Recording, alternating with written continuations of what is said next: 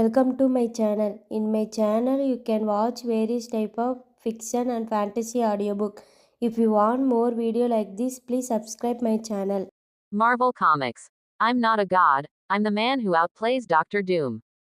Part 2. Come, please sit, please sit. Don't stand on ceremony, just treat this place like your own home.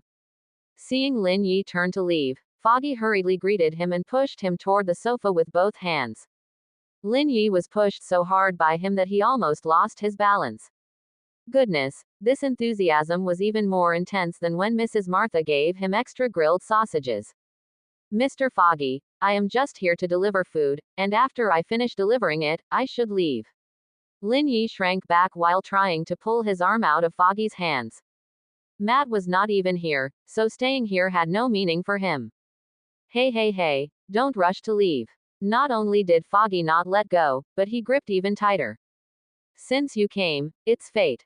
Even though you are just delivering food today, who knows if tomorrow, the day after, or 3 days later, you might have legal needs, right? Let me tell you, New York is full of pitfalls everywhere. If you don't step into one today, you'll step into one tomorrow. Having a lawyer friend gives you more paths. He snatched a stack of business cards from the table and shoved them into Lin Yi's hands without giving him a choice. Take one, take one. In the future, if you encounter contract disputes, neighborhood disputes, traffic violations, or harassment by street punks, you can call this number. Especially in Hell's Kitchen, our lawyer Matt is famously formidable, fighting lawsuits for the poor for free, his win rate. He counted on his fingers with a look of absolute confidence. 87% win rate. You won't find a second one in all of New York.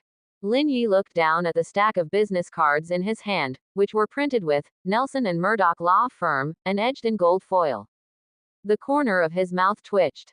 No, isn't my current identity just a food delivery guy?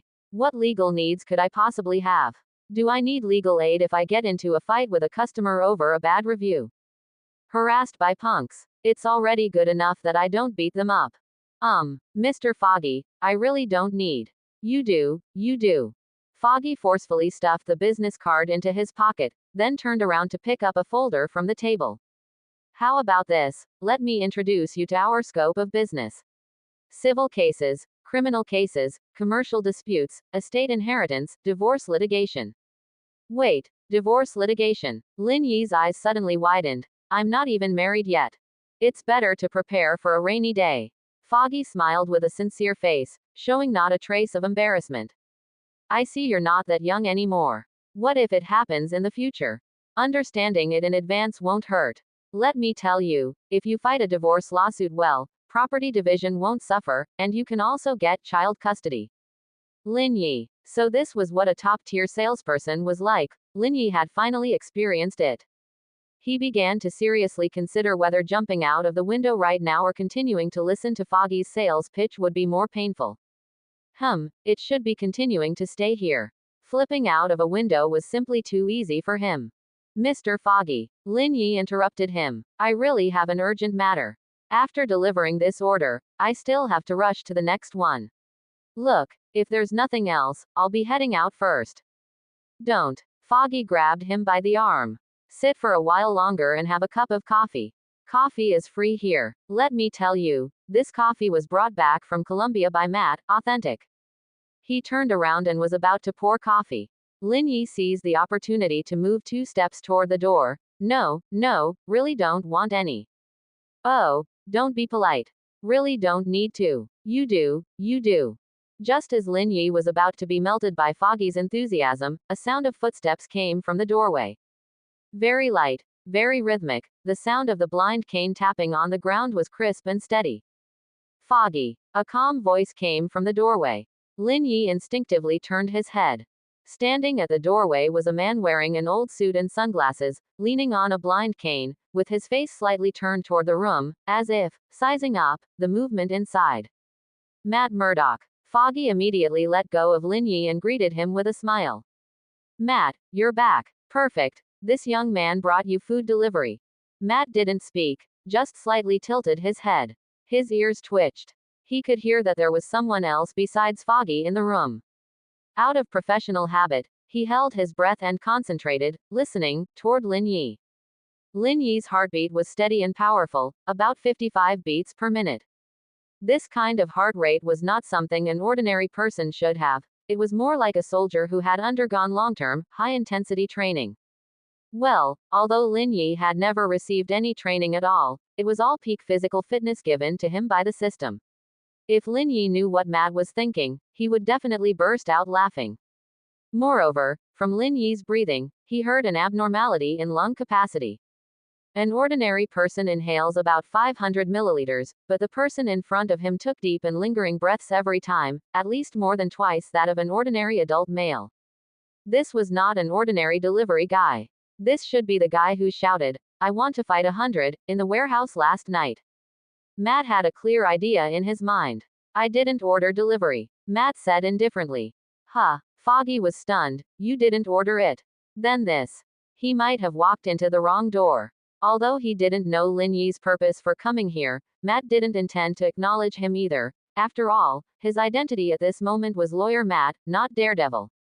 Lin Yi looked at Matt's calm face, truly unable to gauge whether Matt had recognized him, so he also laughed it off. Right. I went to the wrong place. Sorry for the disturbance, I'll just. Wait. Matt called out to Lin Yi, wanting to know Lin Yi's purpose for pretending to deliver food, and then turned to Foggy. Foggy, please go to the archive room and take out that stack of files for the Williams case. I want to read them tonight. Now. Foggy glanced at Lin Yi, then glanced at Matt, but I'm right here entertaining a potential client. Now. Matt's tone was not heavy, but it carried an irrefutable tone. Foggy scratched his head and muttered under his breath, Fine, you're the boss, you call the shots. He turned around and walked toward the archive room. Right before entering the door, he turned back and shouted to Lin Yi, keep the business card safe. Come over for coffee when you have time. Lin Yi. Matt watched him, and only after Foggy's footsteps completely disappeared at the end of the corridor did he slowly speak. Your heartbeat is 55 beats per minute, your breathing is lingering, and your muscle fibers still maintain high tension even in a relaxed state.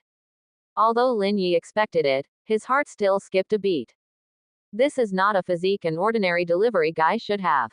Matt tilted his head slightly, tapping the floor gently with his blind cane. What on earth is your business coming to my law firm? Lin Yi opened his mouth, then closed it.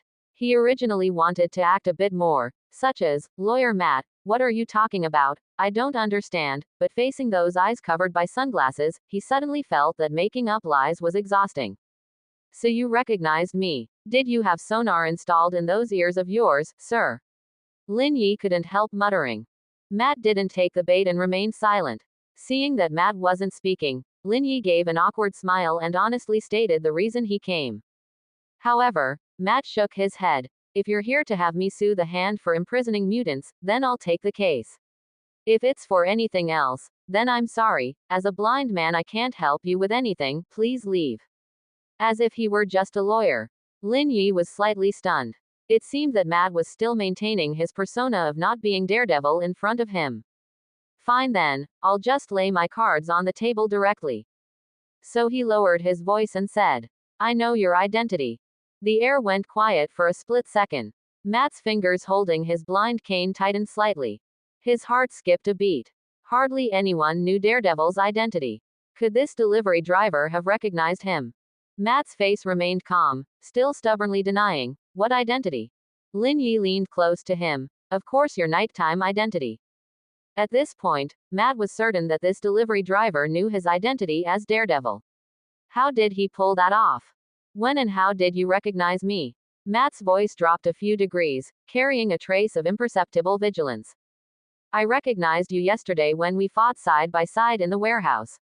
Lin Yi shrugged, and said with some reservation. As for how I recognized you, that's my secret. Attorney Matt, just like the fact that you are Daredevil, I'll treat it as a secret and never tell anyone. Matt tilted his face, as if scrutinizing him. Lin Yi stood straight, facing Matt's gaze directly. After a long while, Matt finally spoke. I can help you clear out the hand's strongholds, which is what I've been doing all along. But I have my lawyer job and might not always follow you around, and we are in a cooperative relationship, so don't even think about letting that guy Frank boss me around. No problem. Lin Yi nodded immediately. You only need to appear when needed, and we will never disturb you fighting lawsuits during the day.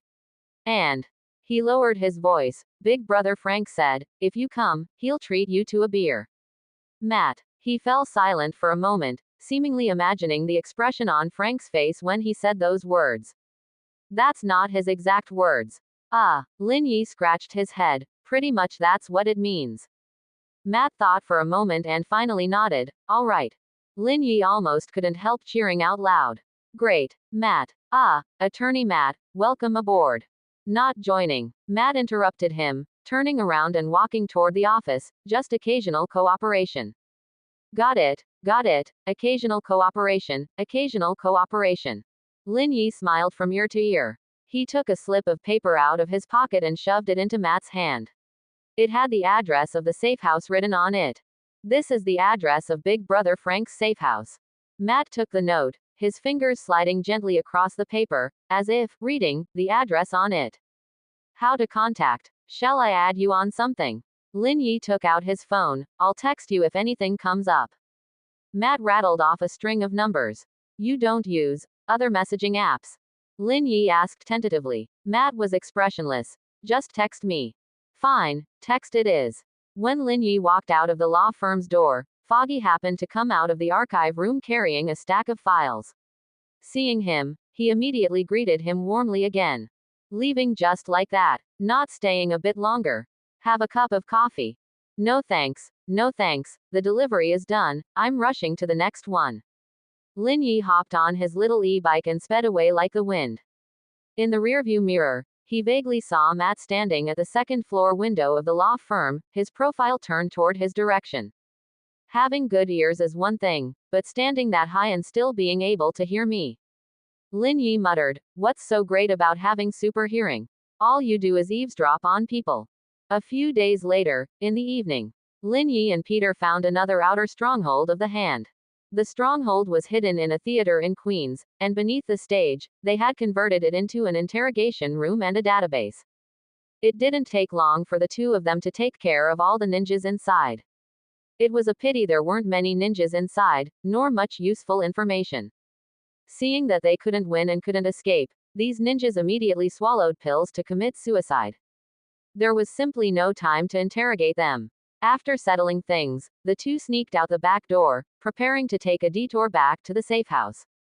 Today's bunch of guys don't have very good combat power. Lin Yi patted the dust off his hands. I hadn't even shouted, I want to fight 10, and they all went down. It's a pity we still couldn't find any news about Miss Chin. Peter didn't answer, his footsteps suddenly slowing down. Lin Yi looked along his gaze. There was a coffee shop at the corner of the street, with bright and clean floor-to-ceiling windows. Sitting by the window were a boy and a girl. The boy was holding an old camera flipping through photos, and the girl with a high ponytail was lowering her head and stirring a cup of coffee. Ned, MJ, running into these two again. What a coincidence, Lin Yi clicked his tongue inwardly. However, Peter stood frozen in place, as if paralyzed, the expression on his face exceptionally complicated. Lin Yi sighed inwardly. No wonder Peter was like this every time. Being forgotten by the entire world, even his most important friends unable to remember him, anyone would break down, yet Peter had persevered for 4 years. And all along he lonely persevered with his responsibility. This won't do, Peter needs to be made to accept reality, otherwise it's almost becoming his inner demon. It's no good for the evolution of the spider genes in his body. Go. Lin Yi nudged Peter gently with his shoulder. We've run into them twice already, go inside and say hi. Peter's lips moved. They don't remember me. I know. Lin Yi comforted him, but maybe. Who knows, seeing your face, some switch in their brains might go, click. No way. Peter smiled bitterly. Doctor Strange's spell, isn't that easy to break? Then go have a cup of coffee. Lin Yi continued. Anyway, you won't lose a chunk of flesh. Or just treat it as going to say goodbye. Peter, you also need to start over, don't just sink into the past. Peter was silent for a few seconds, then pushed open the door and walked in. Lin Yi leaned against the utility pole outside the coffee shop, pulled a pilfered lollipop out of his pocket, and put it in his mouth. Inside the shop, Peter walked up to Ned and MJ's table, his heart beating so fast it felt like it was about to jump out of his throat. Ned noticed someone coming over, slowly raised his head, and asked with a blank expression, "Can I help you?" Peter looked at him, countless images suddenly flashing through his mind. The two of them studying the spider suit together, staying up late to build the Lego Death Star together, rushing out of the classroom together after the class bell rang. Those laughs, those secrets, those things only they knew. Impulsively, he reached out his hand toward Ned. Ned was stunned for a moment. Then, as if guided by some instinct, his body also slowly raised its right hand, executing a smooth handshake routine with Peter. "What is this?" Ned blinked, even more confused. What is going on? Do we know each other? I feel like I saw you a few days ago." Peter had originally thought Ned remembered something, but looking at his blank expression, he opened his mouth and swallowed back what he wanted to say. "No. We don't. I recognize the wrong person." He turned to leave, but collided with MJ's gaze. She was looking at him, her eyes clear yet unfamiliar, carrying a hint of polite confusion. "Are you okay?" she asked. "Do you know me and Ned?" Peter looked at her. Those eyes had once seen him in the Spider-Man suit, had still believed in him during the school's most chaotic moments, and had trembled with anxiety for him on the bridge in London. But now, there was nothing inside them. Only unfamiliarity. This kind of gaze was like a basin of ice water poured over his head, making Peter tremble and ache. Peter's voice trembled. He wanted to say something. Wanted to tell her, "I am Peter," wanted to tell Ned, "I am your best friend." But he couldn't say anything. Because in MJ's eyes, besides confusion, there was also a hint of vigilance. She was guarding against a stranger. This realization was like a knife, viciously stabbing into Peter's chest. "Sorry to disturb you." He squeezed these words out from between his teeth, then abruptly turned around, stumbling out of the cafe, almost bumping into someone coming in through the door. He ran too eagerly, too disheveledly, not at all like Spider-Man's reaction. Lin Yi watched him rush out. He had watched the entire scene just now. He wanted to comfort Peter a bit but didn't know what to say, so he just took another lollipop out of his pocket and handed it over. Peter didn't take it. He leaned against the wall, slowly slid down to sit on the ground, and covered his face with both hands. His shoulders trembled violently. "I can't do it." His voice was muffled, carrying a crying tone. "Lin, I can't do it. I can't handle them not knowing me." Lin Yi squatted down and patted his shoulder. "You've already been very brave," he said, "much braver than the vast majority of people." Peter didn't raise his head. His knuckles were white, tightly clutching the corner of his clothes. Lin Yi didn't persuade him further either. Some wounds could only slowly heal on their own. In the shadows of the alley opposite the cafe, a red-haired girl stood quietly. Her eyes gleamed with an extremely faint red light in the dark, like two clusters of fires about to be ignited. She watched Peter flee in panic, and then watched Lin Yi squatting on the ground to comfort him. The expression on her face had no fluctuations, but deep within her eyes, something seemed to be flickering. Lin Yi, Spider-Man, Peter Parker. She whispered these names, her voice very soft and gentle. "So Spider-Man is Peter Parker, and so you are lonely too." Jean Grey leaned against the wall, her fingers unconsciously rubbing the cracks on the wall. She thought of her older sister. That girl who always protected her in front and smiled while rubbing her hair. They grew up together since childhood, counting the stars together on the benches of the orphanage. Until that day when the people from the Department of Damage Control broke in and dragged her sister away, she couldn't even cry. "Quick, take her away, she is a mutant." That sentence was nailed into her brain like a spike. Later, she also awakened her powers.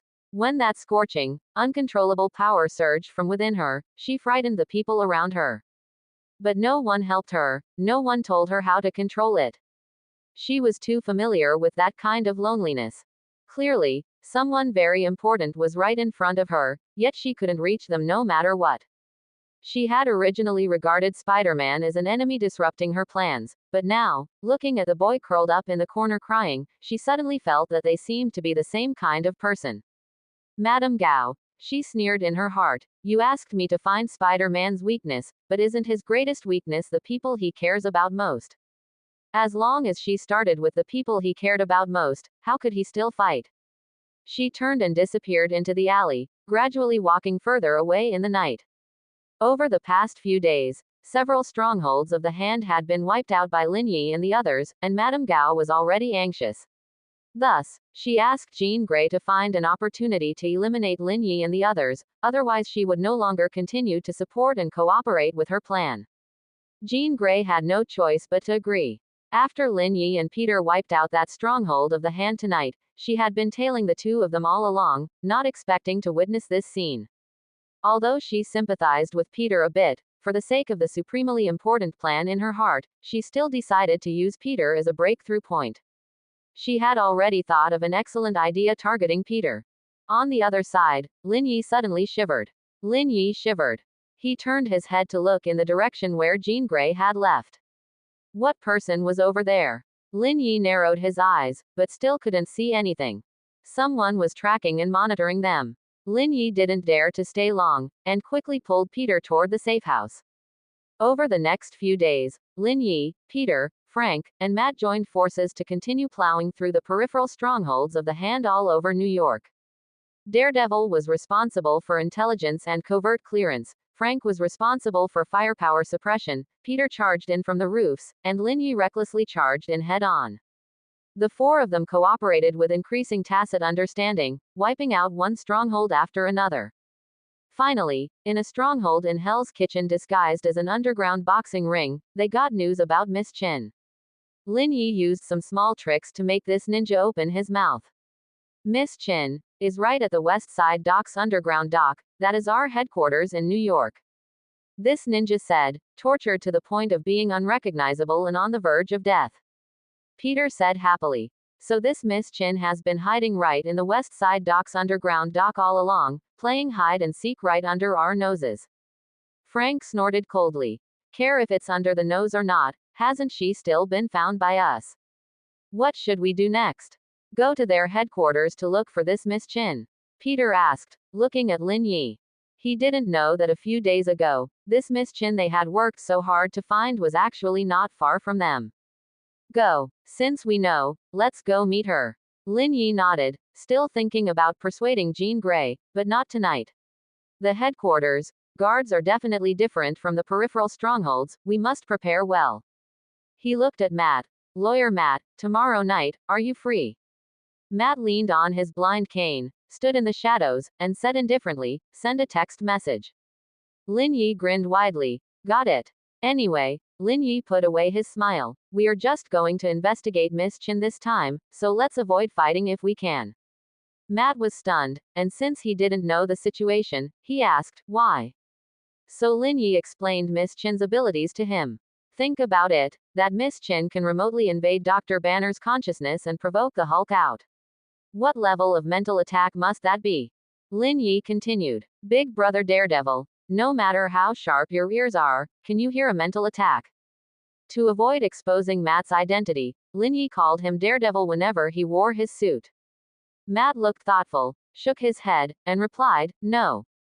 His answer was quite crisp, and Lin Yi spread his hands and said, Big Brother Frank is also purely physical output, and Peter and I might sense her ability fluctuations, but we can't guarantee we can resist them. So once that Miss Chin launches a mental attack, we'll run away quickly and never go head to head with her. Mental attacks are impossible to guard against. Besides, Lin Yi wasn't planning to fight Jean Grey this time, but rather to win her over. However, just in case persuasion failed, it was still necessary to make running away promptly clear. Otherwise, it would be over if someone got stuck there. Peter, Frank, and Matt all nodded, indicating they understood. Tonight, Lin Yi didn't plan to follow Frank back to his safe house. The safe house had Banner and the mutant teenager Jack moving in, making it a bit crowded. And the bed there wasn't as comfortable as the one in his rental room. He pulled Peter and Frank to say goodbye, and the few of them parted ways. Lin Yi walked into the alley, got on his small e-bike, and wobbled toward his rented apartment with Peter. Lin Yi twisted the throttle with a lollipop in his mouth. I say Peter, your condition is pretty good now. After taking down so many the hand strongholds these past few days, the genes in your body have never gone out of control once. It seems Dr. Banner was right, you'll be completely better soon. Yeah, Peter's voice was also very relaxed. It really has been much more stable these past few days. That's great. Going on like this, sooner or later you'll completely fuse with that spider gene, and you'll never have to worry about suddenly turning into a big spider and scaring kids again in the future. Peter didn't answer, just lowered his head to look at his hands.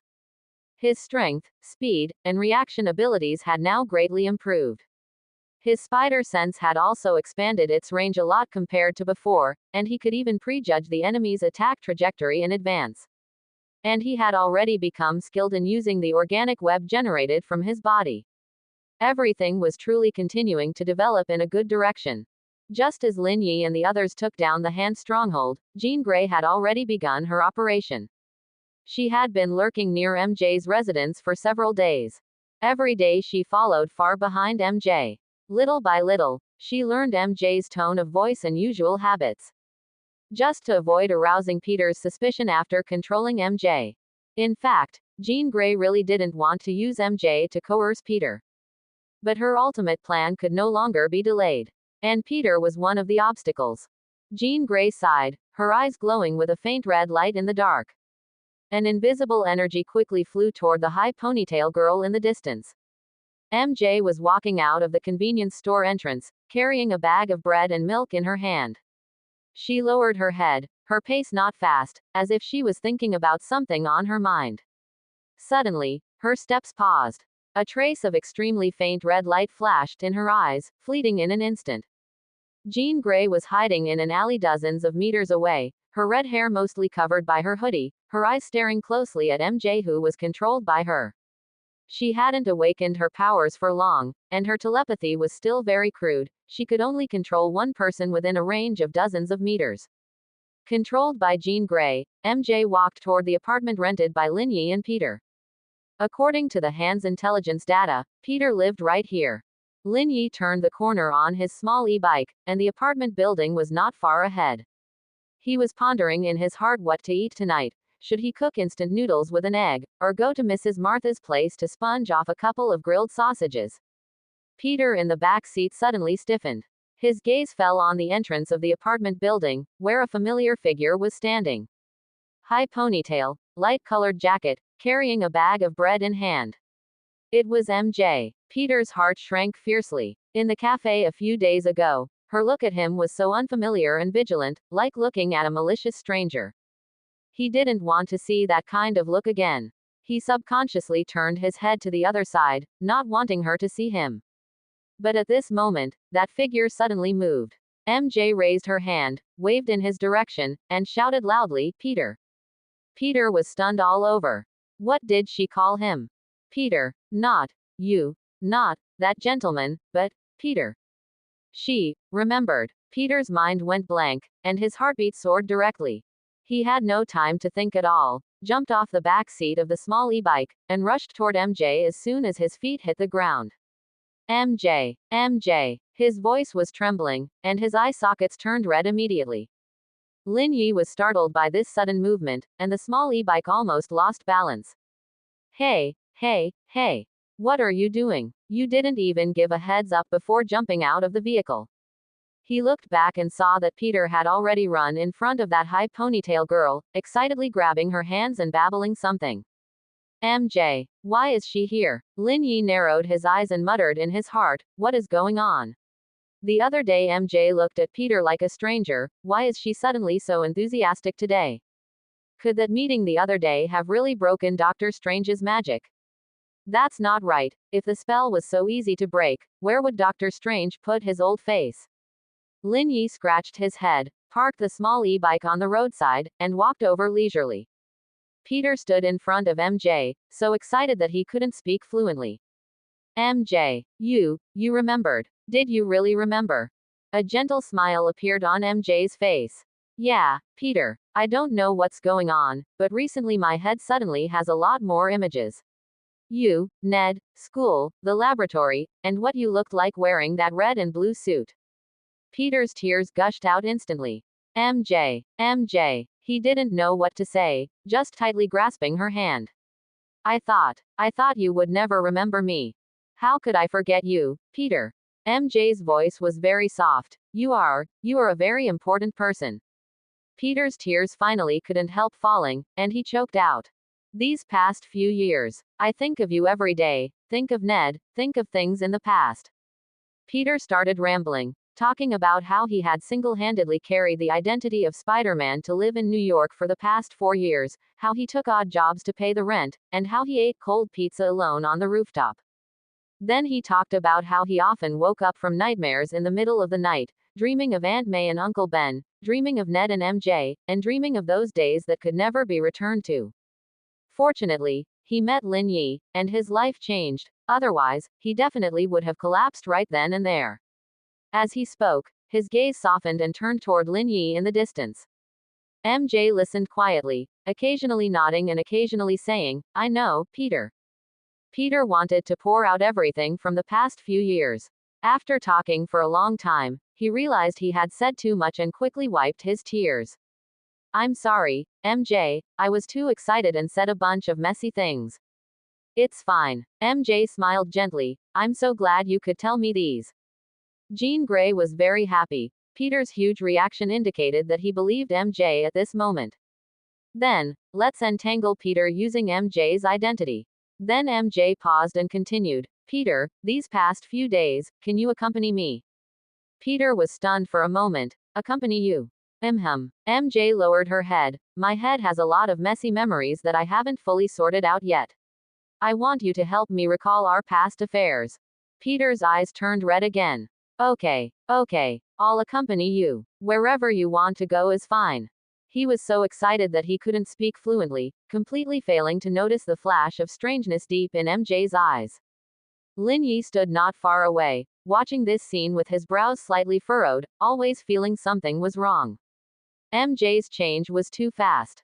A few days ago, she looked at Peter like a stranger, and today she suddenly remembered everything. Isn't this too coincidental? And this kid Peter actually agreed just like that, ignoring even his serious business. Hey. Truly, a hero has a hard time passing the trial of a girlfriend. At the mouth of the alley, Jean Grey hid in the shadows, her eyes closely staring at the scene in the distance. Her red hair was slightly blown by the wind, and a few strands of hair stuck to her cheeks, feeling a bit itchy, but she couldn't spare the effort to brush them away.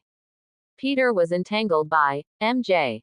Although that guy wearing the yellow delivery uniform was a bit strange, no flaws could be seen. Everything is going smoothly. Jean Grey secretly breathed a sigh of relief, but her heart wasn't really relaxed. She didn't want to hurt Peter. She felt that Peter had a lot of similarities with her. But for that ultimate plan, she had to do this. Jean Grey closely stared at the two figures in the distance, not daring to slack off even a bit. The psychic link was like an invisible thread, extending out from her consciousness, crossing the distance of 2 streets, and connecting to MJ's brain. This was very tiring. Maintaining this long-distance manipulation consumed more than half of her energy. Fine beads of sweat oozed from her forehead, and the corners of her eyes began to ache faintly. But she didn't dare to slack off. Lin Yi walked leisurely toward Peter and MJ, still muttering in his heart about what on earth was going on with this matter. He approached a few steps closer and swept his gaze over MJ. Right at this moment, the system's prompt tone suddenly rang in his head. Abnormal mental fluctuations detected. Warning. Target person MJ is in a controlled state. Manipulation source. Telepathy type ability, distance about 50 meters. Mental fluctuation intensity, medium. Manipulation depth, deep consciousness control. Suggestion. Take immediate action to avoid the target suffering further harm. Lin Yi's heart shook. What? MJ was being controlled. He narrowed his eyes, his brain spinning rapidly. No wonder MJ suddenly remembered Peter. It turned out she was being controlled by someone. The person controlling her must be Jean Grey. Unexpectedly, Jean Grey actually came up with this kind of trick to confuse Peter. If he hadn't been present, Jean Grey really would have succeeded. Lin Yi looked at MJ and found that she was standing on tiptoe, leaning close to Peter as if she was going to kiss him. Peter was so excited that his face turned red, and his whole body stiffened in place, motionless. His hands trembled slightly, his lips moved, wanting to say something but unable to speak. 4 years of loneliness and 4 years of longing all surged up at this moment.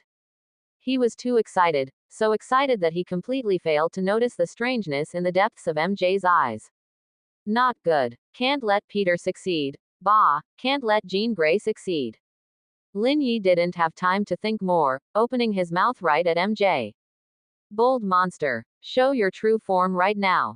Detected that the host triggered a classic internet meme. Meme amplification takes effect. Temporary buff. Mental dispel ripple. Can forcibly dispel mental control effects within range. Effect range. Radius of 10 meters. Dispel intensity. Powerful. Duration. Takes effect instantly. An invisible ripple emanated from Lin Yi, instantly enshrouding MJ. The instant the ripple swept past, MJ's body shook violently, and the light in her eyes flickered a few times. Her lips trembled slightly. Jean Grey, 50 meters away, only felt her mind shake, and the psychic link snapped abruptly. What? She exclaimed in surprise, took 2 steps back, and supported herself against the wall nearby. Her vision went dark for a moment, and she couldn't even stand steadily. Her brain was buzzing, as if countless bees were flying inside. Unexpectedly, that delivery guy actually saw that something was wrong and even broke her mental control over MJ. Could it be that the plan failed just like this? Jean Grey clenched her teeth. She was unwilling to give up just like this. She had finally found this opportunity, not only figuring out MJ's habits, but also making Peter believe it. Give up just like this? No, absolutely not. Immediately afterwards, Jean Grey's gaze turned cold, and psychic energy surged toward MJ's brain like a tide, forcibly issuing the final command. Seeing this, MJ's hand suddenly reached into her pocket, pulled out a folding knife, and fiercely stabbed toward Peter's chest. This was Jean Grey's backup plan. Once the plan for MJ to entangle Peter could not proceed, she would stab Peter and injure him. If you are seriously injured, let's see how you can still stop my subsequent actions. Peter, watch out. Lin Yi saw clearly and shouted quickly. Peter's spider sense triggered instantly, but he never expected MJ to suddenly make a move, and his entire person was stunned in place. His mind went blank, and he only saw the knife stabbing toward him, yet he felt as if he had been frozen in place, unable to move at all. The blade gleamed with a cold light under the street lamp.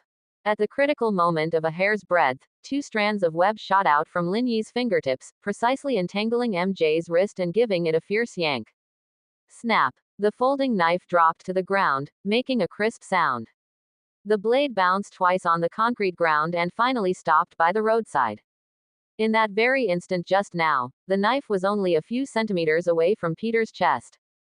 Peter's face turned pale instantly. Peter's chest heaved violently, the fabric on his back already soaked through with cold sweat. The cold light of that fruit knife was still flashing before his eyes, its tip just a few centimeters away from his heart. If Lin Yi had been a second slower to reach out, Peter would have met his end right under his own apartment building today. MJ, you. He stared at the familiar face before him, his eyes filled with lingering shock and bewilderment.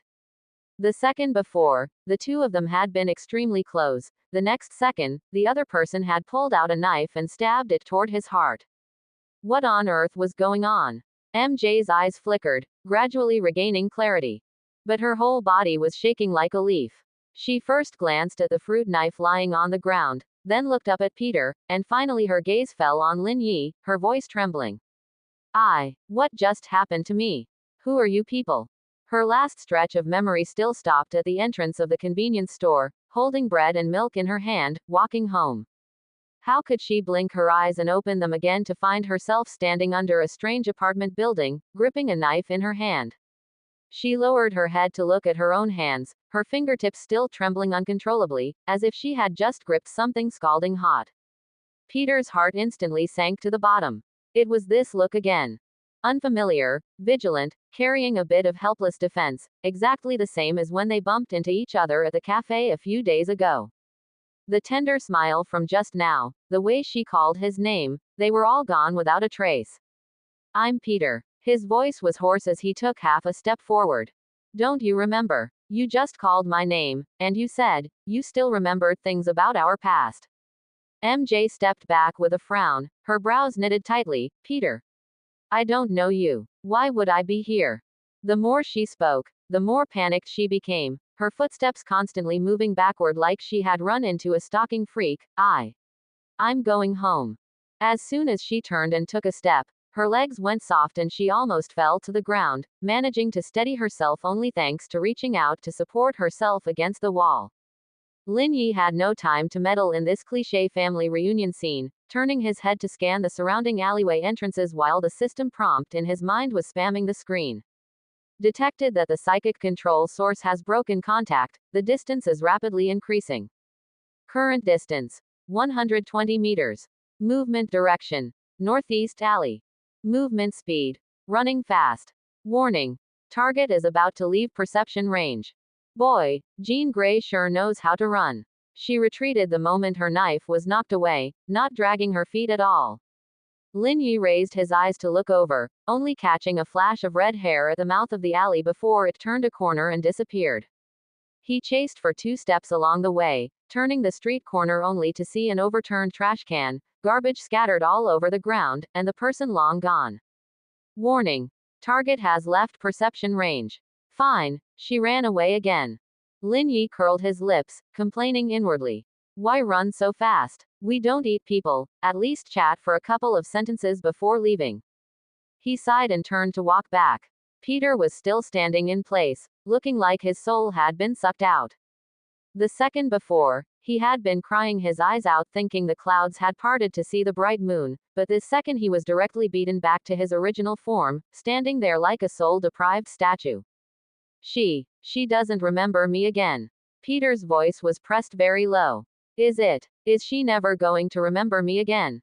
MJ was so scared by his appearance that she took another 2 steps back, her eyes even more panicked. Don't come over. I really don't know you. The bag of bread in her hand had long fallen to the ground. Lin Yi walked over and patted Peter's shoulder, not saying any phony comforting words. He knew all too well how this kid had gotten through the past 4 years. Carrying the name of Spider-Man all by himself. No one to lend a hand when taking a beating, no one to apply medicine when injured, not even a single person to speak his true thoughts to. Relying entirely on these meager old memories to get by, only to be manipulated into acting out a sweet dream just now, and then smashed to smithereens with a snap. Anyone would crack under that. Don't break down yet. Lin Yi raised his chin at him, then turned to MJ, his tone softening a bit. Miss, please don't be scared. What just happened wasn't your intention, I'll explain it to you slowly. MJ looked at him vigilantly. Who are you? My name is Lin Yi, his friend. Lin Yi pointed at Peter and continued. Just now, a mutant named Jean Grey, who can use psychic power to control others, controlled you to come over and approach this kid by pretending to regain her memory. He kicked the fruit knife on the ground. This knife was also made for you to hold through her control. It has nothing to do with you whatsoever. MJ was stunned, looking down at the knife, her lips turning pale. She squatted down, her fingertips touching the knife hilt, trembling even more violently. I almost killed someone just now. Her voice was full of lingering fear, tears spinning in her eyes, looking like they were about to fall. It wasn't you. Lin Yi shook his head, his tone lightening a bit. Your body was just borrowed, you had no idea about the whole process. Even if we wanted to settle accounts, we wouldn't come looking for you. Peter stood to the side, not saying a single word. His mind was buzzing, leaving only a single thought crashing back and forth. It was all fake. The tenderness from just now, calling his name, saying she remembered everything about them. It was all acted out by Jean Grey. MJ never remembered him at all, never. His chest felt stuffy and ached, even his breathing carried a dull pain. Then, what should I do? He lifted his eyes to look at Lin Yi, asking with red-rimmed eyes, Is she never going to remember me again? Seeing him like this, Lin Yi also sighed inwardly, and then spoke. Just being emo here is useless. Why don't you just tell her the whole truth, how you two met before, what you've experienced together, and the whole story behind Dr. Strange's amnesia spell, tell her everything. Peter was stunned, somewhat unable to believe his own ears. Tell her. Would she believe it? Saying such things out loud was too absurd. Magic, amnesia, superheroes. Anyone who heard it would think it was made up by a lunatic. Whether she believes it or not, put that aside for now. Lin Yi shrugged, his tone very practical. Anyway, she doesn't know you right now. At worst, saying it just maintains the status quo. What if she does? That's still better than you peeking through the cafe window every day, right? You've been peeking for 4 years and haven't gotten any results. Peter was silent for a few seconds, clenching his fists until his knuckles turned white. He took a deep breath, as if having made up some kind of resolve. He turned to look at MJ, his eyes carrying a hint of a desperate, all-or-nothing seriousness. MJ, I know you think I'm very strange right now, and think I'm talking nonsense. But please listen to me finish, okay? Just a few minutes. MJ pressed her lips together, her vigilance not entirely gone, but looking at his red-rimmed eyes, she ultimately nodded. Peter began to tell everything they had previously experienced, as well as how Dr. Strange had erased Peter Parker's identity from everyone's memory. MJ listened, her gaze shifting from confusion to shock, and then to suspicion. What you said, is it true? It's true. Peter's eyes turned red. MJ, I know you don't remember me right now. But I really miss you. These past 4 years, I've missed you every single day. Lin Yi stood to the side and nodded. What he said is true. I know all about these things. MJ looked at him. How do you know? I know a lot of things. Lin Yi shrugged. Some things are very troublesome to explain. But what Peter said is the truth. MJ's mind became even more chaotic. Doctor Strange's spell. The whole world forgot Peter Parker. All of this sounded too absurd. But looking into Peter's reddened eyes, looking at the expression of despair and anticipation on his face, she felt that it didn't seem like he was lying. No one would remember every single detail so clearly for a lie, and describe 4 years of loneliness and longing so realistically. After hearing Peter's words, MJ remained silent for a long time. Peter felt anxious, waiting impatiently for MJ to give her answer. Meanwhile, Lin Yi felt unsure as well. Although he had casually encouraged Peter to tell the whole truth just now, he wasn't certain whether MJ would change her attitude because of it. The air was dead silent, as if everything around them had vanished, leaving only the three of them. After a long while, MJ finally spoke in a soft yet extremely firm voice. Peter, I believe what you said. Maybe these things really happened. Peter's eyes lit up. MJ. Then you. However, MJ interrupted him and continued. Even if everything you said is true, even if we were really that close before, yet in my mind, there isn't a single memory of you. Peter's expression tightened. He wanted to say something, but was cut off by MJ's next words. You can't expect someone to suddenly fall in love with a total stranger. There was a hint of helplessness in MJ's voice. I can't even remember who you are. How could I possibly continue liking you like you said? This sentence was like a blunt knife. Although not sharp, it cut deeply into Peter's heart. His expectant expression slowly crumbled piece by piece. Peter's voice dropped low. I understand. Did he really understand? Lin Yi sighed inwardly. While this kid said he understood, his facial expression clearly spelled out the 4 characters, the sky has fallen. But MJ wasn't wrong either. How could anyone suddenly fall in love with a stranger whom they had completely no memory of? Still, it was good that they cleared things up, saving Peter from dwelling on it every day.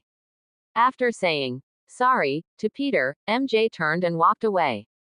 Her high ponytail swayed gently under the street lamp, and the sound of her footsteps gradually faded away, disappearing around the street corner. Peter stood in place, as if all his strength had been drained out of him. Peter. Lin Yi stepped forward, only to find that his entire body was trembling. Lin. Peter's voice carried no emotion. Do you think? MJ, Ned, and I can still be like before? Seeing Peter like this, Lin Yi's heart skipped a beat. His gaze didn't look right at all. It was too ashen, so devoid of any light. Countless classic movie tropes of people being hurt by love and turning dark flashed instantly through Lin Yi's mind. Please don't, big brother, don't turn dark just because of this. You are Peter Parker. You are Spider-Man. Use your brain and think of a way quickly. Lin Yi's brain raced frantically, and suddenly an idea struck him. Oh, I've got it. Lin Yi entered his grand bluffing mode again. We probably can. Peter suddenly turned his head to look at him. Listen to me. Lin Yi said with a serious expression. If your past memories are gone, then just get to know them all over again. Just like how you've gotten to know me and Frank now, and Dr. Banner has gotten to know you all over again. Then why can't you get to know MJ and Ned again and be friends with them once more? Hearing Lin Yi's words, Peter's eyes lit up. Seeing that it was working, Lin Yi patted his shoulder and continued. If you feel they are very important and you can't let them go, then just start over. Once again, use the identity of Peter Parker to greet MJ, fist bump Ned, and redo everything you've done before, piece by piece, from the very beginning. Isn't that also pretty good? Peter stood in place, lowering his head in thought. It seemed to work. Lin Yi didn't disturb him and let him think slowly. After a while, Peter finally raised his head. His eye sockets were still red, but his gaze had already changed. Lin, Peter said with utmost seriousness, what you said is very right. I can't keep living 4 years in the past. Peter sniffed and forced a somewhat awkward smile. Whether MJ remembers me or not is her business. Whether I want to get to know her again is my business. I should let go of the past and start over. Lin Yi grinned. That's more like it. How can New York's friendly neighborhood hero be defeated by an amnesia spell? If you collapse, who's going to protect Queens? Peter was finally coaxed into a smile by him. Although it was a forced smile, at least he smiled. He looked up at the night sky of Queens, suddenly feeling an endless surge of energy welling up inside him, and most of the gloom in his chest dissipated. Lin, I want to go out and get some fresh air. Before his voice even faded, he raised his wrist, and a strand of webbing shot with a whoosh toward the rooftop across the street. His entire body swung forward nimbly, carving a graceful arc through the night breeze.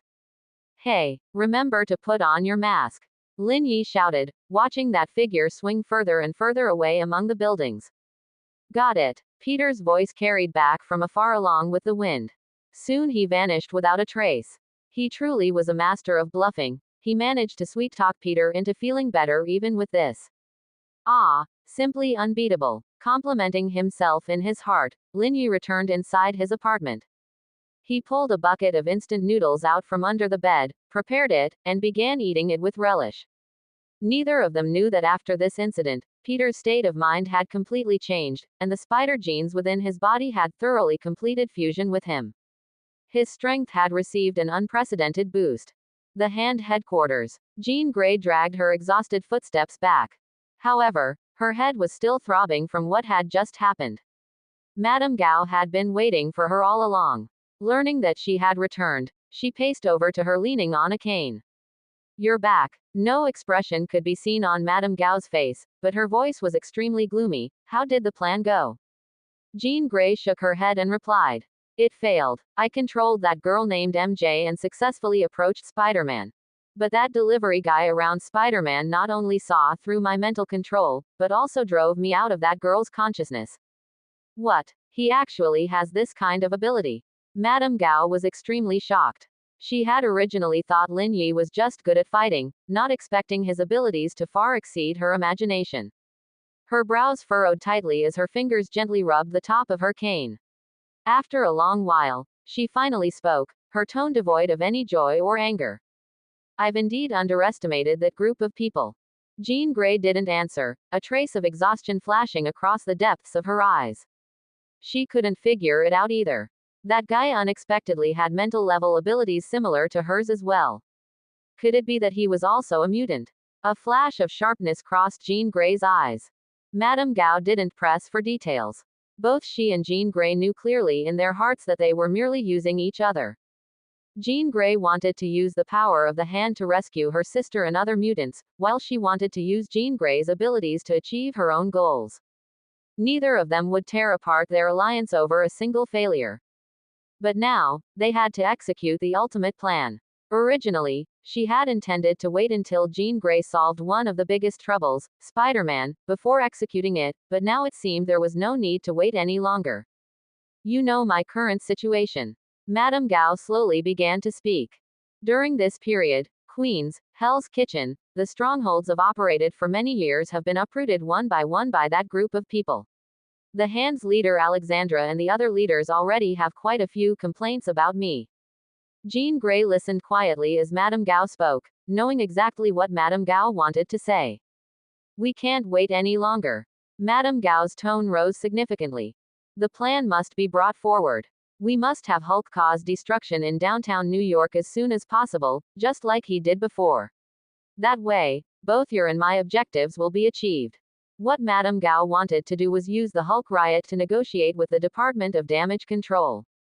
She no longer wanted to be a thug handling dirty work for the Department of Damage Control. She needed to use the hands of the Department of Damage Control to enter the upper echelons of the U.S. government and subsequently take control of the entire New York underworld. Miss Chin. Madame Gao looked at Jean Grey with a gloomy gaze and continued. As long as you force the Hulk out, the bigger and more chaotic the commotion, the greater my chips will be, and I will also have my ninjas help you accomplish what you want to do. If we wait until Spider-Man and his group uproot all my subordinate strongholds, we will be completely beyond redemption by then. Jean Grey also knew the consequences of this, so she decisively agreed. Very well. But where Banner is right now, we aren't clear. Don't worry. Madame Gao narrowed her eyes, as if everything was under her control. I've already sent people to search for Banner's location.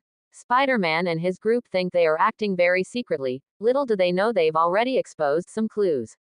I refuse to believe that turning Hell's Kitchen upside down won't turn up Banner. I'll be responsible for tying Banner to Times Square, and I'll leave the rest to you. Very well. I await your good news. Jean Grey nodded, and without saying much, walked toward her room. In her heart, she began plotting her own plans once more. With the Hulk making a ruckus downtown, the attention of the Department of Damage Control would definitely be drawn there. Regardless of whether Madame Gao sent ninjas to help her or not, she herself would sneak into the Department of Damage Control amidst the chaos. She would rescue her sister and all the captured mutants. In this book's setting, Jean Grey's sister has not yet been tortured to death. As for what conditions Madame Gao wanted to negotiate with the Department of Damage Control using this matter, she didn't care, nor did she want to know. She only wanted to rescue her sister. Something was burning deep within Jean Grey's eyes. Sister, wait for me a little longer. I will come to rescue you right away. Early the next morning, Lin Yi rode his small electric scooter at breakneck speed, bringing Peter to the safe house all the way. Matt was also called over by Lin Yi. They were preparing to scout out the Hands headquarters in advance. Last night, Peter had swung among the buildings in Queens for a whole night. When he returned, he was refreshed, and the gloom on his face had completely dissipated. Frank glanced at him a couple of times more and even said to him, "You've got good spirit." Lin Yi told Frank and Matt about his experience meeting Jean Grey yesterday, and instructed them once again. It's the same thing I said yesterday. If you encounter that Miss Chin, hurry up and retreat outward. Upon hearing this, both Matt and Frank wore solemn expressions.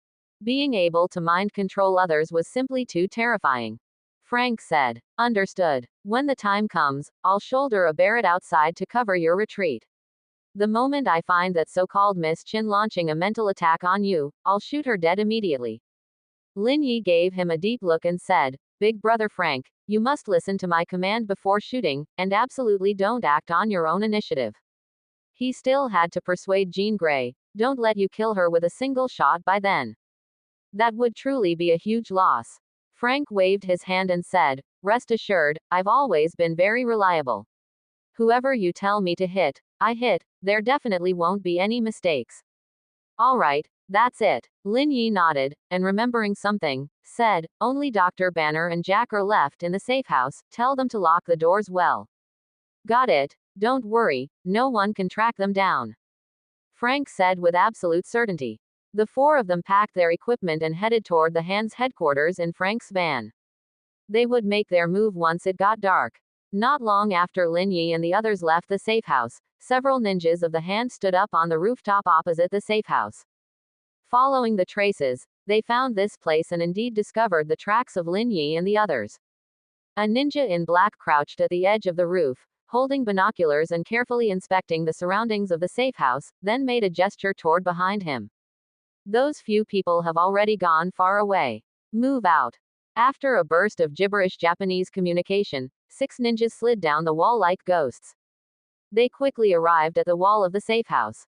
The leading ninja gently pried open the window, and the 6 of them silently vaulted inside. Inside the room, Dr. Banner was intently staring at the sample under the microscope. He didn't perceive the abnormality behind him at all. Rustle. A subtle sound of breaking wind rang out. Banner's pupils instantly constricted. His reaction ability was not to be underestimated either, and sensing danger at this moment, he instinctively tilted his head. But it was already too late. A tranquilizer dart pierced into the back of his neck with a PFFT, and the ice-cold medicinal liquid was rapidly injected. Banner struggled, reaching his hand back to pull out the needle on his neck.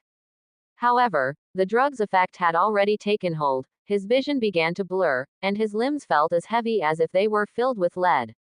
He wanted to steady himself against the desk, but his whole body staggered and knocked over the laboratory bench, sending beakers and reagent bottles crashing and shattering all over the floor.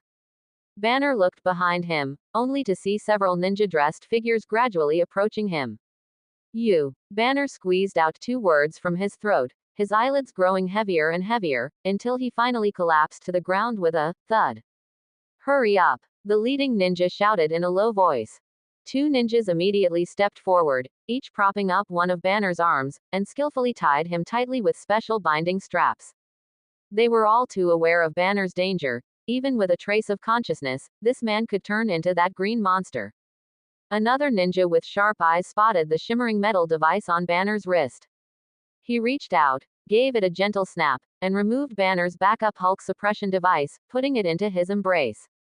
In the corner, Jack was awakened by the commotion. His eyes widened in terror, and just as he was about to open his mouth to shout, he was immediately knocked out by a ninja. This ninja's eyes flashed with ferocity. "Should we take him out?" The leading ninja shook his head and replied, "Madame Gao told us not to create extra trouble, leave him alone. Hurry up and take Banner away." Hi. Just as they were preparing to evacuate, a sound suddenly came from the underground room. The ninjas paused their steps, and the leading ninja signaled his subordinates to carry Banner out first while he himself sneaked toward the underground room. Opening the iron door to take a look, it turned out to be Boomerang fluttering around incessantly. When Boomerang saw the ninjas, thinking they were here to rescue him, his eyes burst with wild joy, and he let out muffled cries from his mouth. The ninja leader was also speechless at the sight of Boomerang, but he couldn't just stand by and watch him die. After all, they were still in a cooperative relationship, so he could only step forward and cut the ropes and spider webs on Boomerang with a knife. "Keep your mouth shut." Following closely, the group silently evacuated, just like when they came. The safe house returned to silence. More than 10 minutes later, Jack slowly regained consciousness.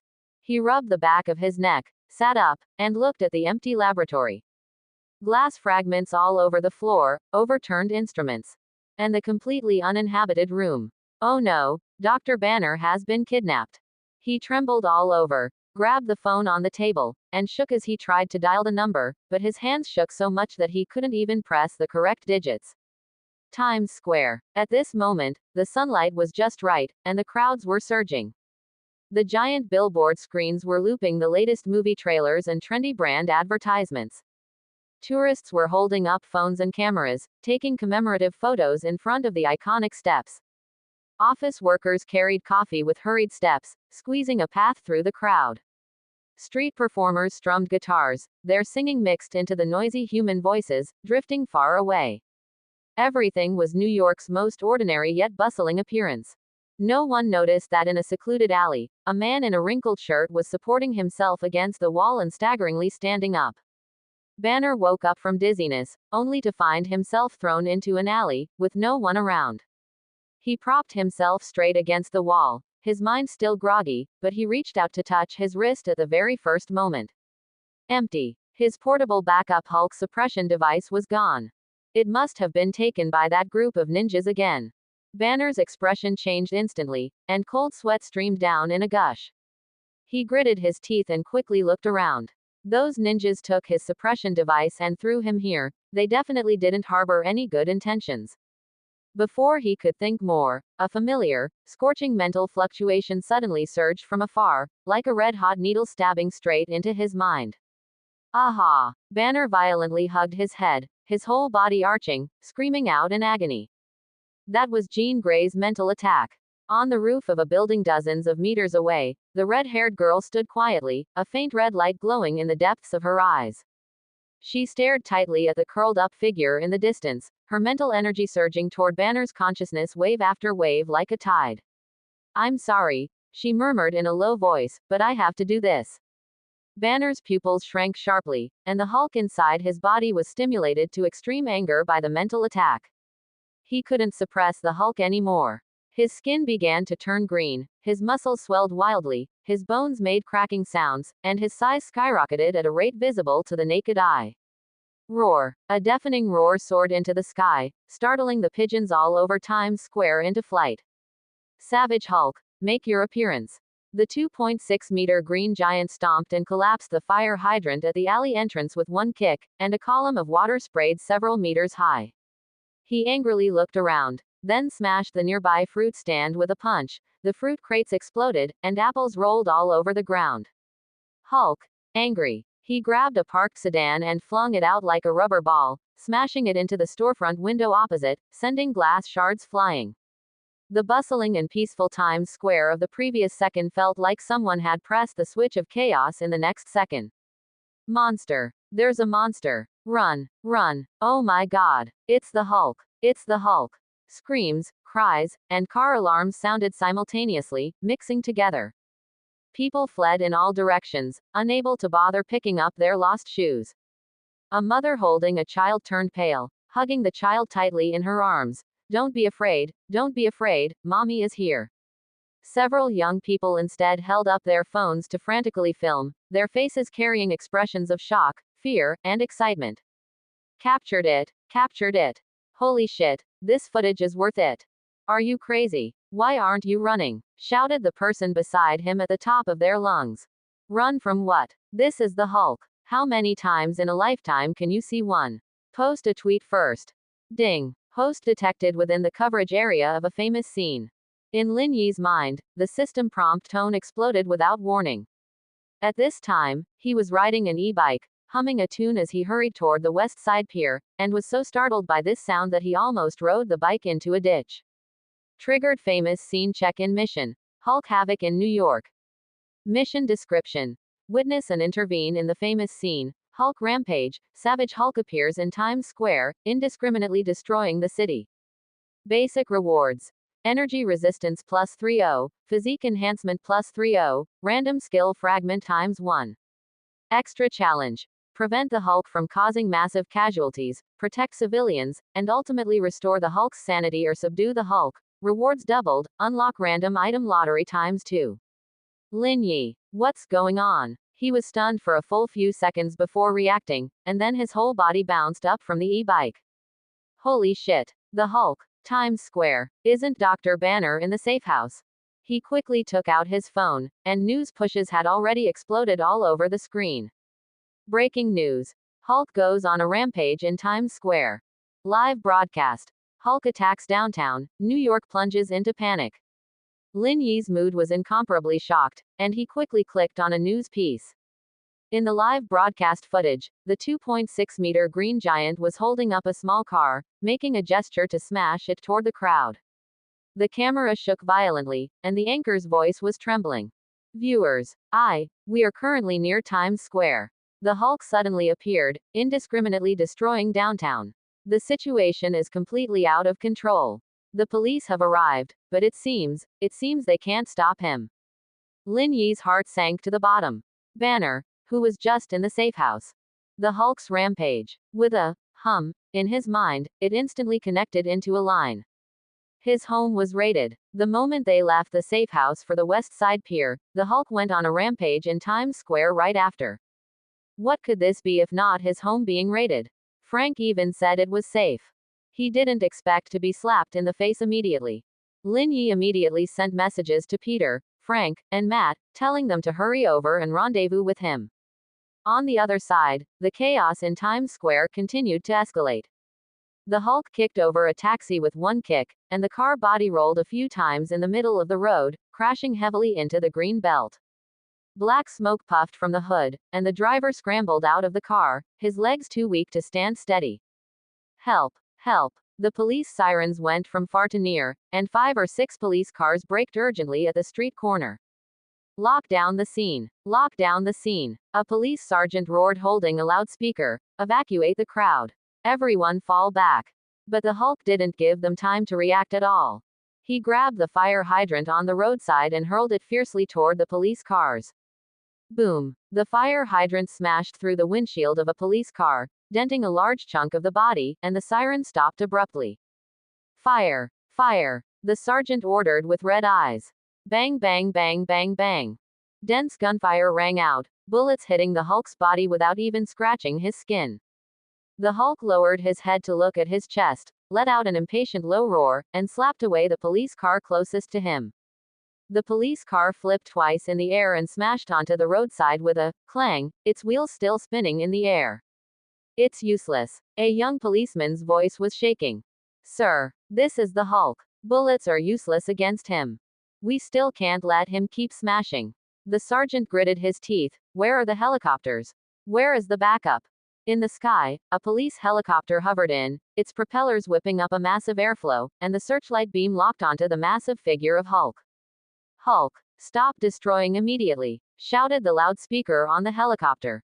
Hulk raised his head, squinted at the buzzing iron bird overhead, let out a loud roar, then bent down, picked up an overturned motorcycle, and hurled it at the helicopter like a javelin. Holy shit! Evade! Evade! Scared out of his wits, the pilot jerked the control stick, and the helicopter narrowly dodged sideways. The motorcycle whistled past the fuselage, smashing through the glass curtain wall of a building across the street, and shattered glass crashed all over the ground.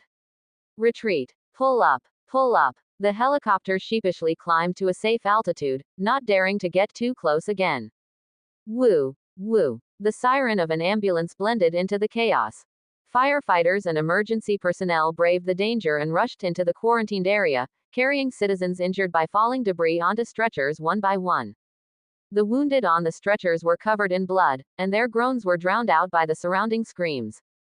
However, Hulk was relatively restrained, merely carrying out destruction to vent the anger from the mental attack just now, and did not cause any casualties. Over here. There are still people over here, shouted an emergency worker to his companion. Quick! Carry them out. Around Times Square, more and more onlookers were blocked on the outer perimeter by the police cordon. Some were crying out of fear, some made the sign of the cross to pray, but more people were holding up their phones and filming non-stop. This scene was too explosive. Hulk causing destruction in Times Square was something that had not been seen for a long time, and now it was finally seen again. Too terrifying. An old woman leaned in the arms of her partner, her voice trembling. Did they not say Hulk is a good person? Did they not say he is an Avenger?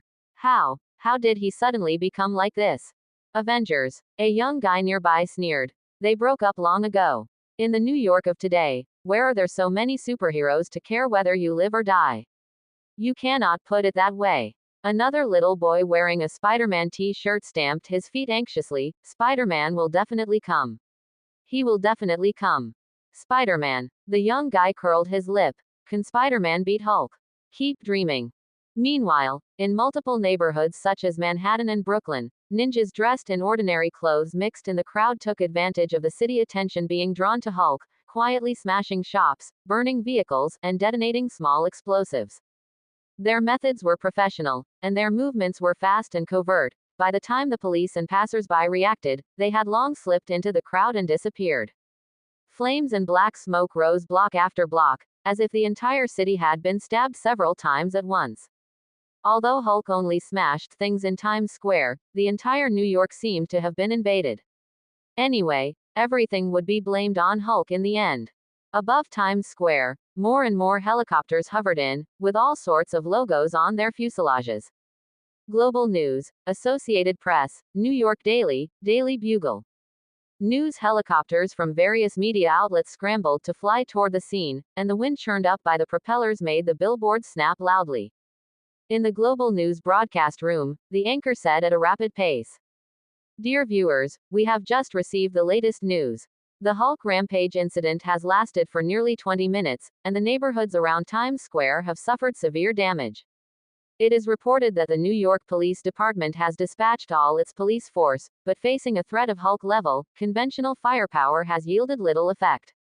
Currently waiting for the intervention of superheroes.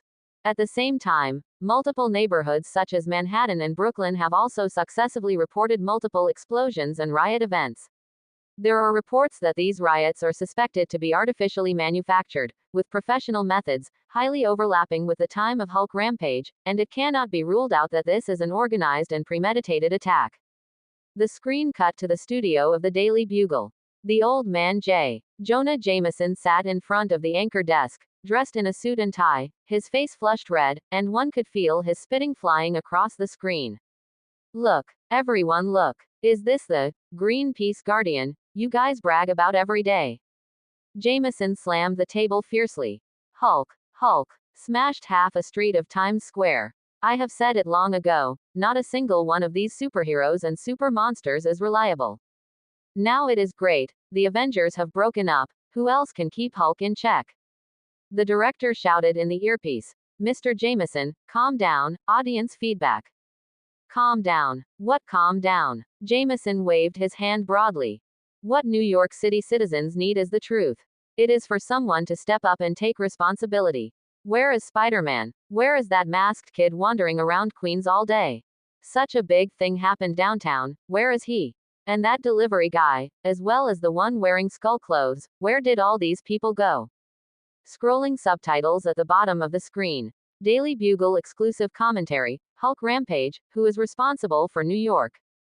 Other media outlets were not to be outdone, and the headlines of each news station were more explosive than the last. Latest progress of the Hulk Rampage incident. New York enters a state of emergency.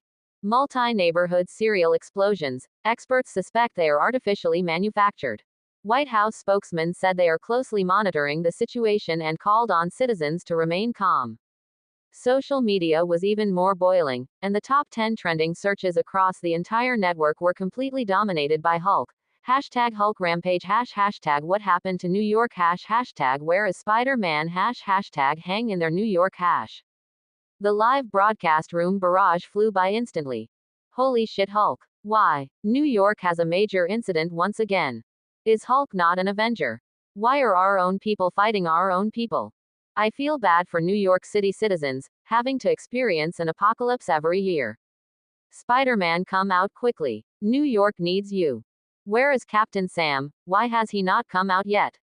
Department of Damage Control Headquarters, Director Office. Director Metzger stared at the real-time footage of Times Square on the screen, his complexion ashen, and the veins on his forehead throbbing violently. Hulk, Times Square. Why? He slammed the table, making the coffee cup on the desk jump up. Who can tell me what is going on here? Has Bruce Banner not always been under control? Why? The assistant wiped cold sweat, his voice faint. Director, now is not the time to assign blame. Hulk has been smashing things in Times Square for almost 20 minutes, and the New York Police Department simply cannot stop him. Cannot stop him. Metzger sneered. Then use technology to stop him. Transfer the drone formation over to me, along with that batch of experimental sonic weapons. I refuse to believe that a green-skinned monster can withstand the saturated strike of high technology. Metzger had always believed that the power of technology surpassed those of superheroes flying around in bizarre costumes. In his eyes, superheroes were just a group of uncontrolled time bombs, nowhere near as reliable as the weapons in his own hands. The assistant said hesitatingly, Director, should we discuss this with other directors? After all, this is a major matter. Go, call all the deputy directors here. Metzger roared. Conference room, meeting. 2 minutes later, in the conference room of the Department of Damage Control, the atmosphere was extremely solemn. On the big screen, the chaos in Times Square was still ongoing, and Hulk roar blended with the screams of the crowd. Everyone has seen the situation. Metzger supported his hands on the table. Hulk is rampaging in Times Square, and the New York Police Department can no longer hold out. Tell me, what should we do? What else can we do? The deputy director in charge of operations spread his hands. Conventional weapons are ineffective against Hulk, and our experimental weapons have not been verified yet. Right now, the only way is to quickly transfer any capable superheroes over. That's easy to say. Another executive frowned and replied. Mobilizing superheroes is the authority of the White House and the Pentagon. If our Department of Damage Control mobilizes people without authorization, who will take responsibility if something goes wrong? Then we can't just sit by and watch Times Square be razed to the ground, can we? The issue isn't about whether to mobilize people. The third person tapped on the tabletop and said firmly. It's about how Hulk managed to run to Times Square. Wasn't Banner always wearing a Hulk suppression device and in a controllable state? If someone is playing tricks behind this, and we only focus on putting out fires without investigating, we'll take the blame sooner or later. Investigate. Of course we have to investigate. Director Metzger also knew that controlling Hulk now required deploying some superheroes, so he said in a deep voice. But the most pressing matter right now is to control the scene. Let me first ask if CIA can lend us a few people. Valentina has a batch of special talents raised on her end. He dialed that number, and the phone rang for a long time before it was answered. A lazy female voice came from the other end, but the background vaguely mixed with muffled explosions and loud noises of metal crashing, one after another, making one's heart tense up. Oh, Director Metzger. What a rare guest. Valentina. Director Metzger couldn't care about pleasantries. New York City Center, Times Square. Hulk has gone berserk.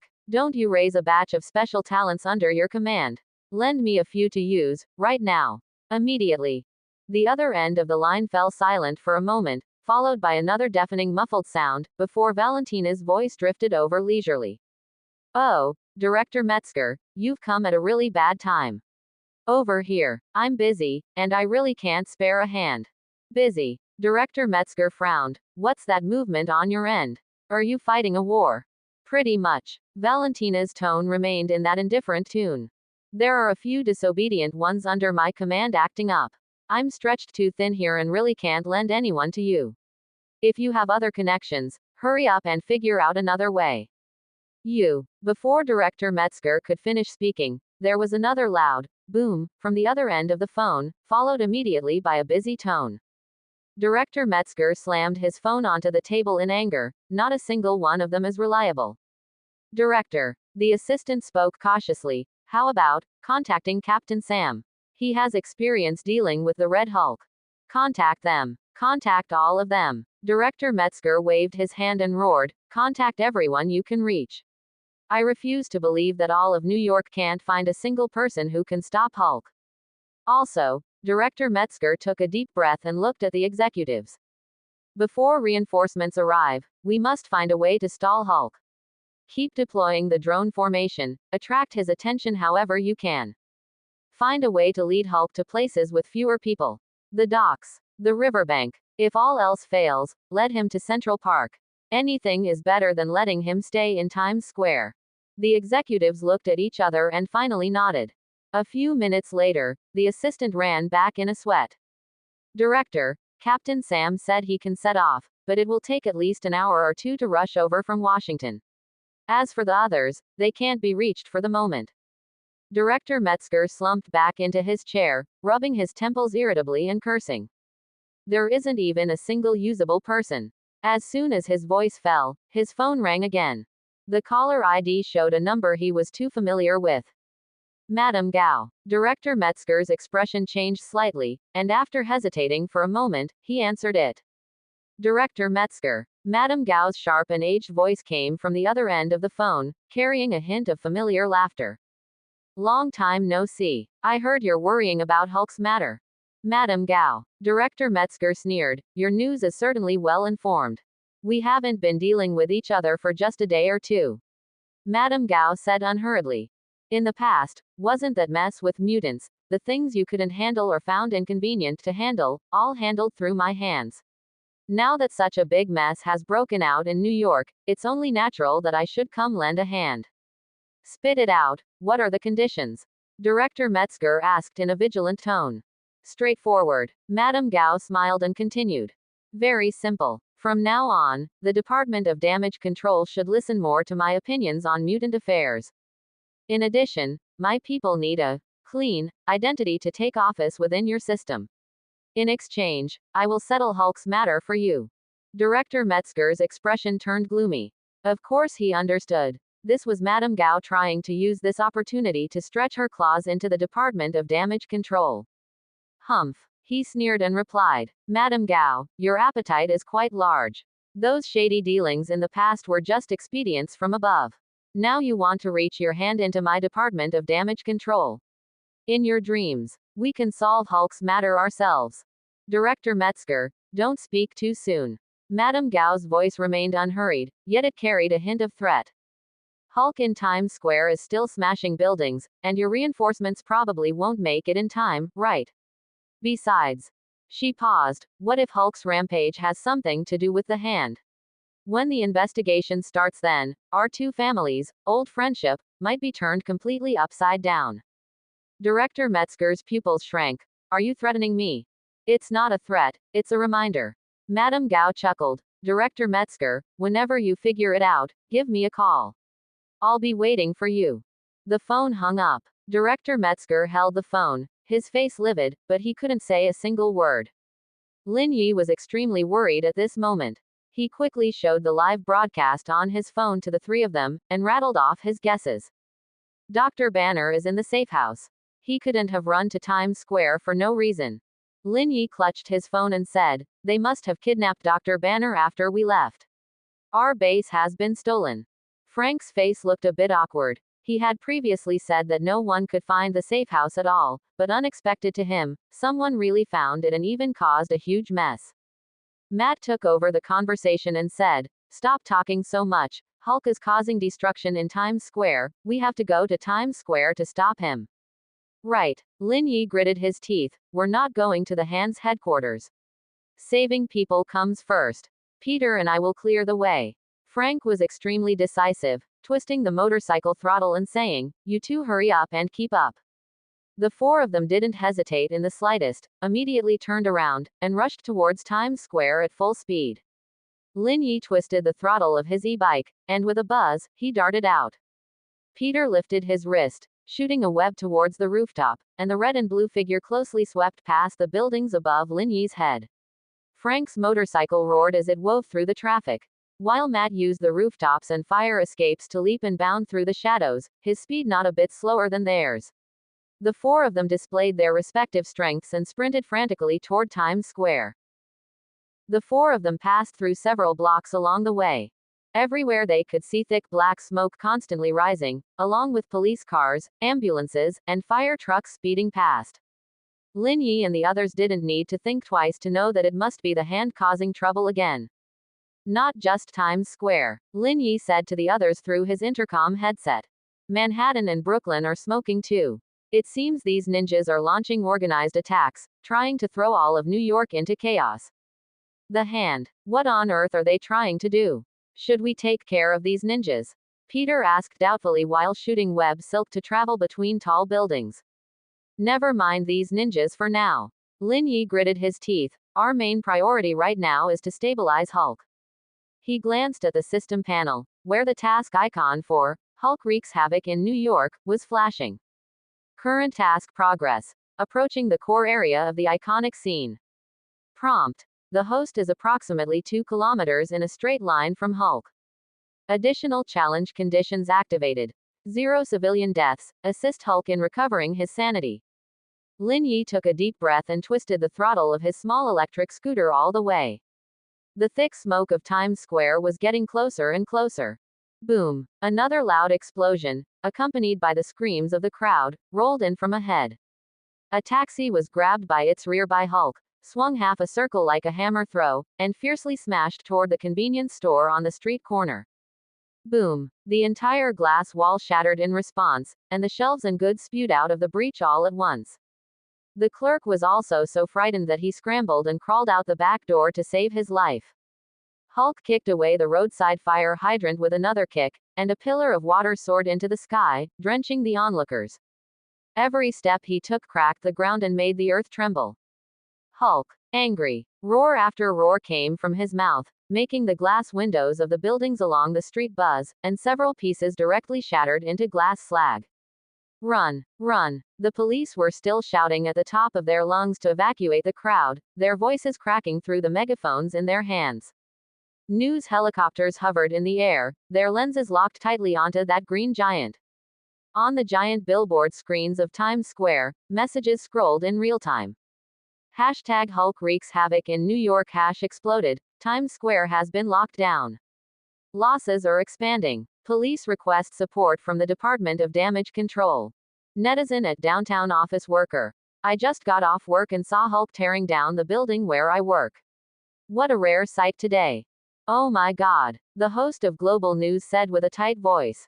Hulk's destructive power continues to escalate.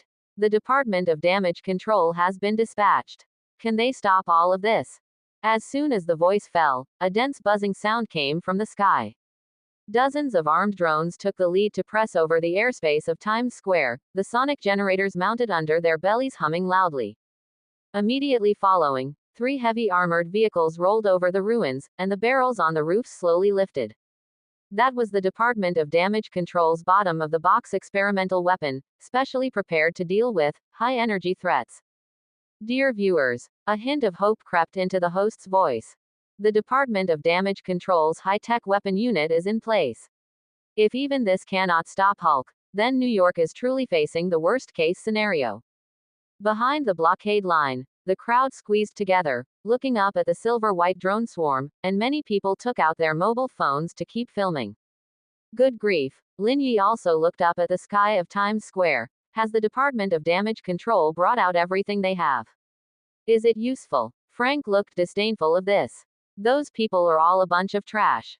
Facts proved that it was indeed useless. Hulk was grabbing a car and smashing it onto the ground.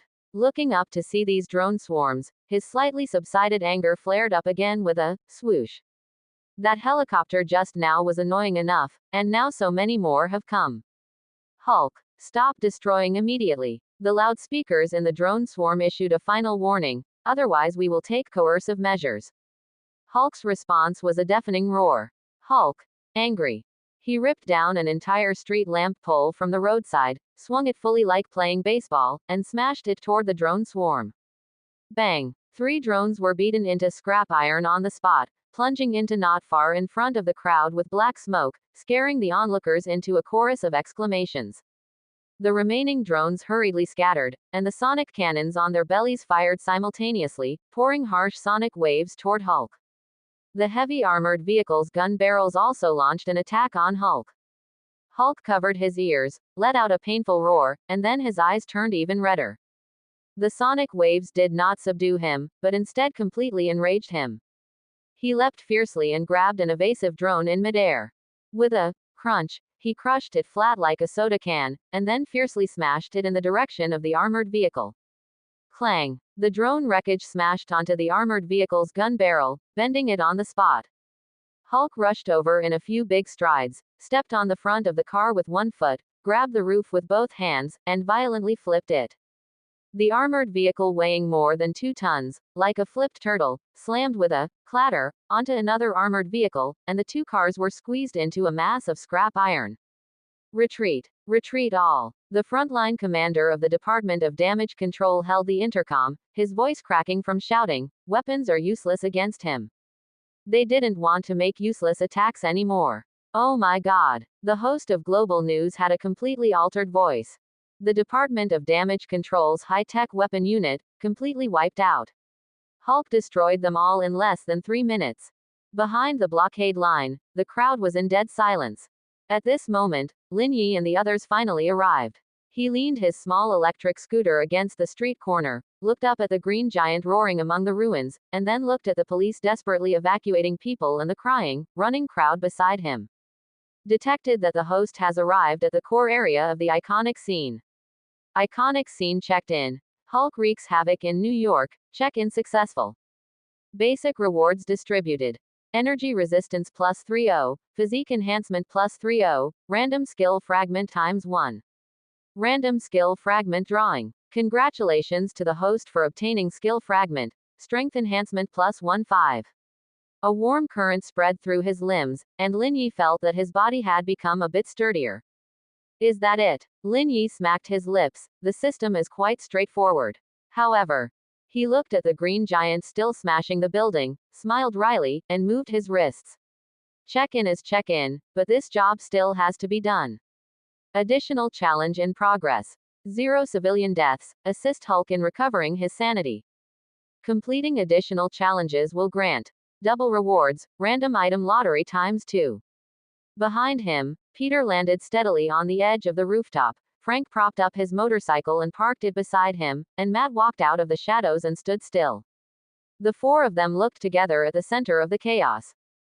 Fine. Lin Yi patted the delivery battle suit on his body and grinned. Friendly neighbors of New York. Time to go to work. Peter couldn't hold back first and rushed straight up.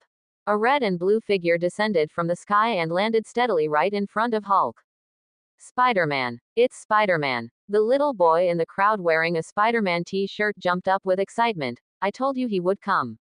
At the same time, all the media pointed their cameras at Peter. Hot searches exploded one after another on the internet. Hashtag Department of Damage Control high-tech weapons completely wiped out #trending. Netizen at Partner of Justice. I told you, drones against Hulk. Total cannon fodder. #Spider-Man appears in Times Square #new. Netizen at Marvel 10-year veteran fan. He's here. He's here. This wave is steady. Department of Damage Control Headquarters. Director Metzger watched the live footage sent back from the front lines. Drone wreckage billowed with black smoke, and armored vehicles were overturned in the ruins. His expression instantly turned as dark as the bottom of a pot. Although his face was already quite dark to begin with, it was even darker now. Trash. A bunch of trash. He slammed the table hard and paced back and forth. After a long while, he gritted his teeth, picked up his phone, and dialed that number. Quote. Madam Gao. His voice was very low. The conditions you proposed earlier, we can talk about them. A soft chuckle came from the other end of the phone, carrying a hint of smug control. Director Metzger, wouldn't it have been better if you were like this earlier? But what I want is not just to raise my status in your Department of Damage Control, but an admission ticket into United States politics. It's about time those people in Washington got to know me, Madam Gao. Quote. Metzger's face turned livid, and finally, he squeezed a few words through his teeth. We can talk. His chest was blocked with foul air, but he had nowhere to vent it. Madam Gao and the hand were just a dog he used to handle dirty work. He never expected that this dog would take the opportunity to turn around and bite its master. That old thing Madam Gao was truly old, cunning, and extremely sinister. But right now, to deal with Hulk, he could only let Madam Gao give it a try. Metzger had already figured out that this Hulk rampage might be related to Madam Gao. Otherwise, she wouldn't have come knocking to negotiate terms at the very first moment. So Metzger started haggling and beating around the bush with Madam Gao over the phone. At the same time, the OXE organization headquarters, which was the former Avengers Tower. The top floor office was in complete disarray. Valentina stood together with Sentinel, who was wearing a yellow battle suit and a black cape. Together, they watched the Thunderbolts, consisting of Black Widow, Yelena, Winter Soldier, Bucky, U.S. Agent, John Walker, Alexei the Red Guardian, and Ghost, Ava Starr, fleeing in panic via the elevator. Valentina wore a relaxed expression and said to Sentinel, Bob, why didn't you just wipe all of them out? Sentinel said calmly, they pose no threat to me, why should I kill them? Valentina was puzzled at first, then chuckled, you must obey my orders, Bob. Just at this moment, a huge noise suddenly erupted from outside the window. It turned out that Hulk had blown up another car in Times Square. The two's attention was briefly drawn away by Hulk. Meanwhile, Yelena and the others who had escaped downstairs were also attracted by this loud noise and the panicked crowd. Bucky glanced in the direction of the noise and said, it looks like quite a few big events happened today. Ghost took out her phone, saw the news, and said in shock, it's Hulk. Is Hulk wreaking havoc in Times Square? Bucky was extremely puzzled. Dr. Banner. Why is he going berserk again? U.S. Agent wore a serious expression, looking at the continuously broadcasting live footage on his phone. Should we go subdue this green big guy first? He felt that Hulk was at least a bit easier to deal with than Sentinel. Red Guardian bent over, panting as he said, "Oh, no, no, no. Compared to him, we should go deal with Bob first. We need a new plan." The attention of the group shifted back from Hulk to Sentinel. U.S. agent immediately retorted, "Without a plan, that guy is too strong." This newly formed team immediately broke into an argument. Except for Red Guardian, everyone else felt they couldn't beat Sentinel. Afterwards, they scattered one after another. Times Square. Peter ignored the cheers behind him. He raised his head to look at the green giant still panting heavily amidst the ruins, and walked over step by step. "Dr. Banner," he shouted. "Dr. Banner, it's me. Spider-Man. Snap out of it." Hulk's movements paused for a moment. He turned his head to look at the red and blue figure, letting out a low, muffled roar from his throat. Peter's heart leapt with joy, thinking there was a chance, and took 2 more steps forward. "Dr. Banner, can you hear me? You're being controlled. Wake up." "Banner." Hulk slowly repeated it, and then suddenly roared, "No Banner. Only Hulk." The furious roar made Peter's eardrums buzz. He gritted his teeth, raised his wrist, and 2 strands of web shot out with a swish, precisely wrapping around Hulk's arms and pulling backward fiercely. The organic webbing he was using now was generated from within his body, and its strength was more than doubled compared to the webbing he handcrafted. But Hulk only lowered his head to glance at the web on his arms, and violently struggled with both hands. Snap, snap. The 2 strands of web snapped right on cue, the broken threads whipping through the air with a crisp sound. Peter. Well, in front of Hulk, it was still not enough. Immediately after, Hulk's thick right arm smashed over with a whistling wind. If this punch hit solidly, an ordinary person would instantly turn into meat paste. Peter's pupils constricted, his spider sense went wild with alarms, and he instinctively crossed his arms to protect his front. Bang! A muffled thud. The fist smashed into Peter's crossed forearms, and the immense impact plowed 2 deep marks into the concrete with his feet, sliding him backward several meters. But he caught it. Peter raised his head in disbelief. His arms were numb, but his bones were not broken, and his internal organs were uninjured. His strength, defense, and reflexes had actually exploded across the board, allowing him to forcefully withstand a direct punch from Hulk. Could it be that the genes in his body had completely evolved? Peter was extremely pleasantly surprised inside, but this moment was clearly not the time for him to celebrate. Hulk was also stunned for a moment. He tilted his head, looked at this short guy who hadn't been knocked flying, and vaguely squeezed out a sentence from his mouth. Quote. Bugface, got some strength. Before his words finished falling, his fist was already filled with power, violently smashing toward Peter's face once again. Peter steadily caught this punch with both hands once again. But Hulk's other hand wasn't idle, and immediately swung toward Peter. This time Peter had no time to dodge at all. Bang! The red and blue figure was blasted flying like a cannonball, smashing through a wall and kicking up dust all over the sky. Peter. Lin Yi's heart tightened abruptly. Frank and Matt also clenched their fists at the same time, preparing to step forward to check on Peter's condition. Amidst the smoke and dust, a fit of coughing sounded. Peter staggered to his feet from the pile of rubble, patted the dust off his body, and the voice under his mask was still a bit breathless, but full of vigor. That punch has some kick. He stretched his neck, his joints cracking, and he actually looked completely fine as if nothing had happened. Frank watched with twitching eyes. If that punch hit me, I'd be minced meat by now. Matt nodded in deep agreement. Say no more, I don't want to experience it. The trending searches on the internet surged again. #Spider-Man withstands 3 punches from Hulk #hot. Netizen at Avengers Freelancer. What the? Spider-Man took 3 punches from Hulk head on without a single hair damaged. What kind of divine physique is this? Netizen at Old Neighbor of Queens. When did this kid get so fierce? Lin Yi looked at Peter's bouncing appearance, then at Hulk who was still on the verge of berserk, and quickly calculated in his mind. Fighting him head-on was out of the question.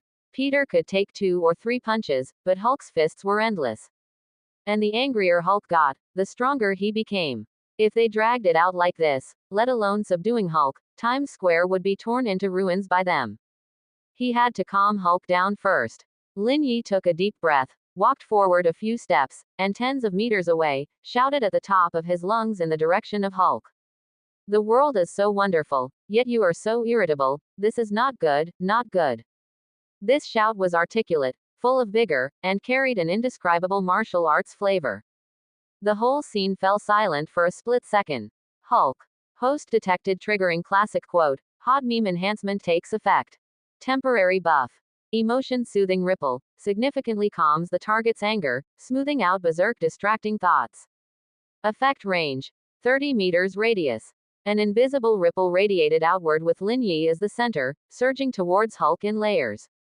The ripple carried an inexplicably reassuring aura, slowly seeping into Hulk's boiling mind. Hulk's action of about to swing his fist again suddenly halted. The extremely scorching rage shrouding his heart was gently pressed down by an invisible giant hand, receding layer by layer. His heavy breathing gradually leveled out, and in his scarlet eyes, the manic light flickered a few times before slowly dimming. Hulk, he muttered lowly, no longer smashing things, just standing in place with his chest heaving violently, panting heavily. It stopped. Outside the blockade, the sheriff stared wide-eyed. Hulk, stopped. That delivery hero. Global news camera turned to Lin Yi. He seems to have appeased Hulk using some method. This is simply incredible. In the news live broadcast room, the commentator was so excited they were incoherent. Audience members, please pay attention. It's that delivery hero wearing a yellow and black jacket. With a single sentence, he calmed down the berserk Hulk. If this is true, then this will be the most incredible news today. Hashtag delivery hero calms Hulk with one sentence #new. Netizen at today is also a shocked day. World is so wonderful, yet you are so irritable. What kind of magic is this? It can actually make Hulk quiet down. Finally, Lin Yi's title of delivery hero became widely known to the people of the United States. The crowd behind the blockade also gradually quieted down, looking doubtfully and apprehensively at the green giant who was no longer rampaging. Some people kept making the sign of the cross on their chests, whispering, "It seems, it's about to end." Lin Yi breathed a sigh of relief, but then frowned. Hulk had only calmed down, but he hadn't turned back into Banner. Moreover, he clearly felt that the mental fluctuation lurking in the dark was still prying at this side incessantly, and might detonate Hulk again at any time. It was Jean Grey. System prompt. Mental fluctuation source detected, located about 30 meters northeast of the host. Judgment. It is precisely the mental attacker controlling Hulk. Lin Yi's gaze turned sharp. He couldn't let her hide like this anymore. He had to drag her out and solve this source once and for all. Spider-Man, Punisher, Daredevil. Lin Yi instructed quickly. You three watch Hulk. I'll go meet that Miss Chin. You're going alone. Frank frowned and said, do you want me to set up a sniper rifle to protect you? The moment you get affected by that Miss Chin's mental attack, I'll shoot her. Rest assured, I can handle it. Before Lin Yi's words fell, he had already darted out, shooting spider silk from his wrists, and using the tension between buildings, he disappeared around the street corner in a few bounds. Following the direction prompted by the system, he weaved through streets and alleys all the way. Sure enough, on a rooftop, he saw several ninjas in black. They were precisely the people sent by Madame Gao to assist Jean Grey and incidentally monitor her. Lin Yi didn't stand on ceremony, continuously shooting spider silk from his wrist. A few white flashes passed, and before these ninjas could react, they were wrapped up like zongzi, falling to the ground unable to move. Seeing that besides these ninjas, a figure was quietly standing on the edge of the rooftop. Red hair, wearing a green jacket, with a slender figure. Hearing the sound of the surrounding ninjas falling to the ground, she was somewhat startled. Lin Yi finally saw Jean Grey's true appearance. Her red hair was like a flame, contrasting against a pale, thin face, with a gloominess between her brows that didn't match her age. Most eye-catching were the two faint red lights at the bottom of her eyes, like two clusters of fire about to burn yet unlit, both scorching and lonely. You are that delivery guy. Jean Grey's voice was very soft, yet filled with vigilance. How did you find this place? That question is not important. Lin Yi took a step forward. What's important is that you shouldn't lay a hand on Hulk anymore. Jean Grey's eyes flickered, and the red light at the bottom of her eyes suddenly brightened. She clearly wanted to launch a mental attack again, detonating the Hulk in the distance, who had already calmed down. Again, Lin Yi's heart skipped a beat, and he immediately shouted loudly, "Turn back from the sea of bitterness, salvation is at hand." Host detected, triggering classic hot meme. Hot meme enhancement takes effect. Temporary buff. Mental interference ripple. Can forcibly interrupt the mental ability the target is casting. The invisible ripple swept outward, and Jean Grey only felt her mind suddenly shake, her ready-to-go mental energy seemingly sliced off by someone with a knife. She groaned softly, leaned against the wall and retreated half a step, the red light in the depths of her eyes dimming. "You." Jean Grey was both shocked and angry. "Who on earth are you?" "My name is Lin Yi, and as you can see, I am a delivery guy." Lin Yi spread his hands. "But I want to tell you some things you don't know." He looked at Jean Grey, his tone turning serious. "Jean Grey, you have been used by Madame Gao. You think she is helping you, but behind your back, she has been secretly conducting mutant experiments. She treats those captured mutants as lab mice, studying their abilities, wanting to copy and crack them to expand her own power." Jean Grey's expression changed instantly. "You're talking nonsense." "I'm not talking nonsense." Lin Yi stared into her eyes and continued. "On one hand, she hands over the mutants caught by the hand to the Department of Damage Control, working for them in exchange for benefits. On the other hand, she secretly detains a batch and sends them to her own laboratory for experiments. Playing both sides. She's never told you about these things, has she?" Jean Grey's body trembled slightly. She opened her mouth to retort, but found that her understanding of Madame Gao was indeed pitifully little. She only knew that Madame Gao promised to help her save people. As for what Madame Gao did behind the scenes, she had never thought about it, nor did she dare to think about it. "Even if what you said is true," Jean Grey gritted her teeth, the red light in the depths of her eyes flickering, "I still can't stop." Lin Yi was stunned. "Why?" "Because I'm going to take advantage of the chaos to go to the Department of Damage Control." There was a hint of suppressed trembling in Jean Grey's voice. "My sister is locked up there, along with other mutant companions. Only when Hulk goes berserk and the Department of Damage Control's attention is completely diverted can I sneak in. If I stop, and Hulk calms down, I won't be able to get in at all." Lin Yi was taken aback. "Sister." Jean Grey didn't really want to destroy New York. She went through all this trouble just to save her sister. "About your sister." Lin Yi took a deep breath, looked into her eyes, and said word by word. "We don't need to rely on Hulk going berserk to solve it. We can help you." Jean Grey was stunned. "What?" "I said, we can help you save your sister." Lin Yi said sincerely. "Spider-Man, Punisher, Daredevil, and me. You've seen what we can do. We even pinned down Hulk. Can't we even save a person? Without relying on Hulk, without relying on destruction, we'll rescue her directly." Jean Grey's eyes fluctuated violently. She didn't want to use such a method of harming the innocent to save her sister, but she was already at her wits' end. Now, someone suddenly said they could help her. "Really?" Her voice trembled slightly. "Of course it's true." Lin Yi grinned. "When I, Lin Yi, say something, my word is ironclad. If I'm lying to you, I'm a dog." Jean Grey was silent for a long time. In the distance outside the alley, in the direction of Times Square, the commotion of the crowd and the sound of sirens faintly drifted over. Hulk had already calmed down, and Peter and the others were guarding it there, preventing it from going wild again. After a long while, Jean Grey slowly opened her mouth, her voice hoarse. "All right, I'll trust you this once." She lowered her head, felt for a glowing metal device from her pocket, and handed it over. It was precisely Dr. Banner's Hulk suppression device. "This is Banner's Hulk suppression device," she said.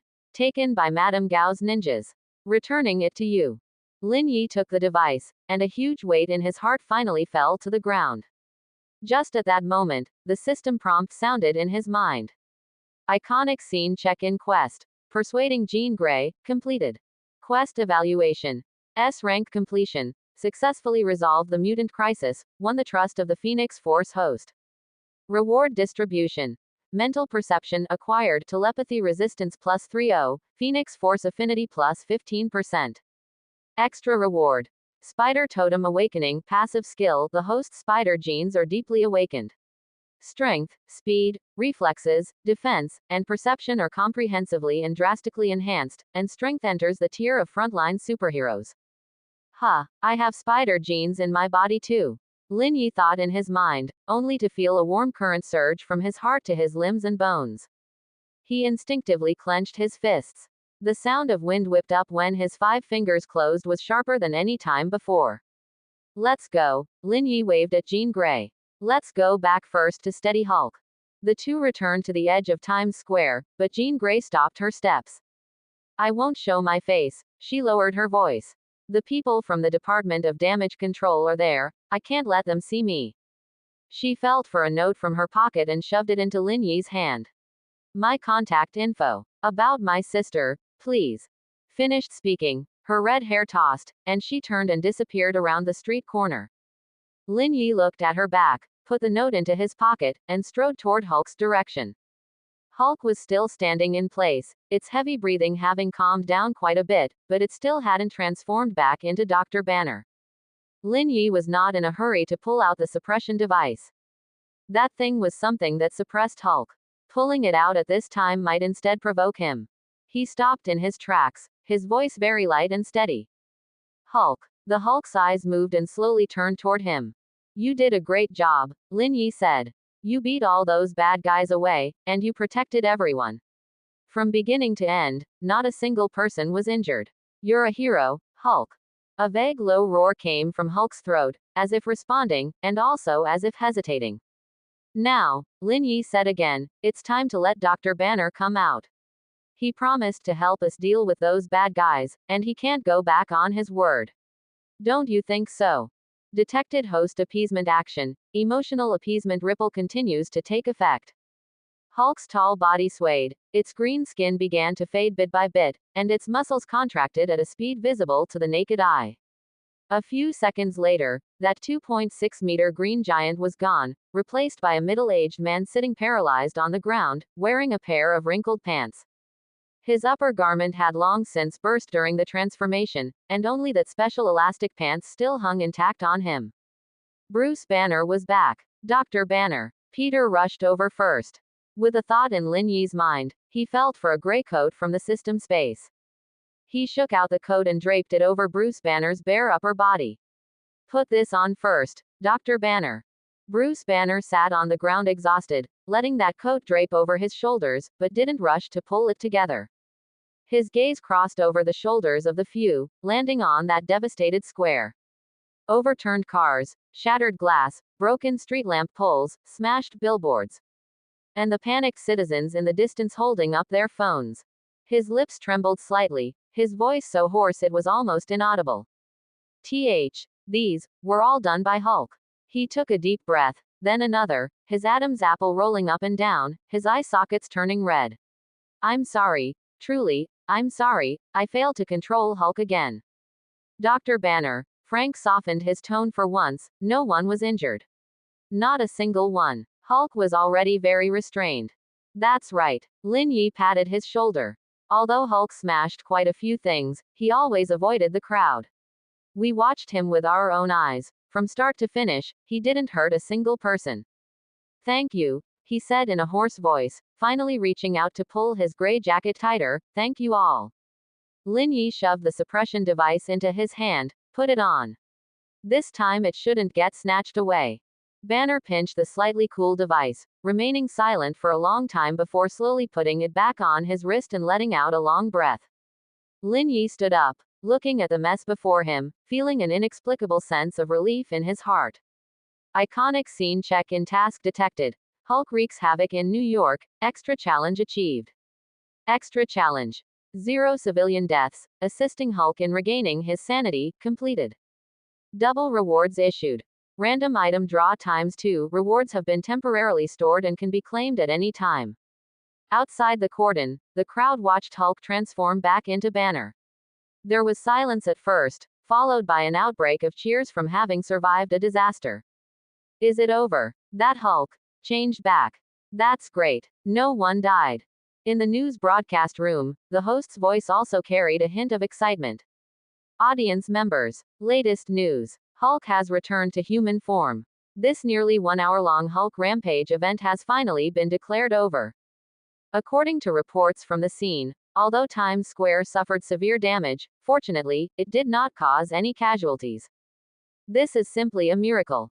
The commentator chimed in, achieving 0 deaths in a disaster of Hulk's scale is rare in history. It is estimated that the economic losses caused by this incident may reach hundreds of millions of dollars, but lives are safe and sound, and this is thanks to the superheroes at the scene. On the advertising screen, trending searches completely flooded the screen. Hulk event over #hot. Miracle of 0 deaths #trending. Netizen at New York City citizen. Although my window is gone, I'm okay, thank goodness. Netizen at rational discussion. This time we really have to thank Spider-Man and that delivery guy, they stabilized the situation. In the Daily Bugle studio, Jameson looked at the screen showing Hulk transforming back into Banner, stunned for a few seconds before letting out a long sigh of relief. Phew. He wiped the sweat from his forehead, unusually refraining from slamming the table. Anyway, it's finally over. If this green fat guy keeps making a fuss, New York is going to be flattened. The director timely gave a look. Boss, do you want to comment a couple of words? Jameson cleared his throat and spoke to the camera with an awkward look. Ahem. Although I, Jameson, have never liked that little spider wearing red and blue spandex. But this time, his performance was passable. At least better than that bunch of trash from the Department of Damage Control who treat drones as toys. After finishing, he quickly added another sentence, of course. This doesn't mean I approve of him. He still owes New York an explanation. HMPH. The staff in the studio looked at each other, everyone holding back their laughter.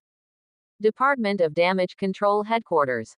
Director Metzger looked at the screen showing Hulk transforming back into Banner, his expression complicated.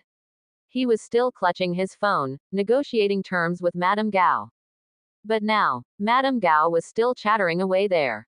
No need. Metzger interrupted her, his voice suddenly rising. Hulk has been contained. The Department of Damage Control can handle it ourselves. We don't need you. And those ninjas under you, I don't want to see them on the streets again. With that, he slammed the phone down with a click, let out a long breath of foul air, and straightened his back a bit. On the other end of the phone, Madame Gao's smiling face froze, then sank inch by inch. Leaning on her cane, she stood in place for a long time before speaking gloomily. Go. Ask Miss Chin how Hulk was contained. Where is she? After a long time, a ninja nervously ran back and knelt on the ground. Madame Gao. Miss Chin. She defected. She left with that delivery guy. And she returned the Hulk suppression device. Quote.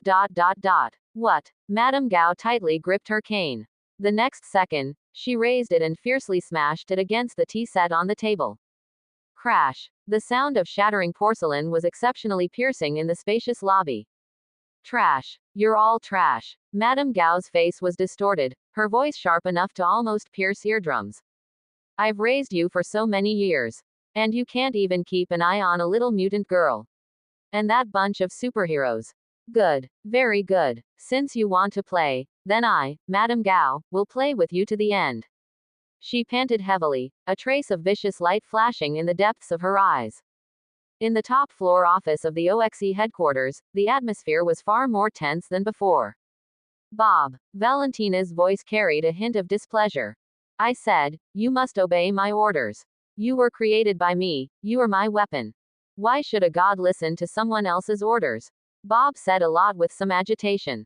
Valentina cursed inwardly, taking out the remote control that controlled Bob's internal self-destruct from her pocket.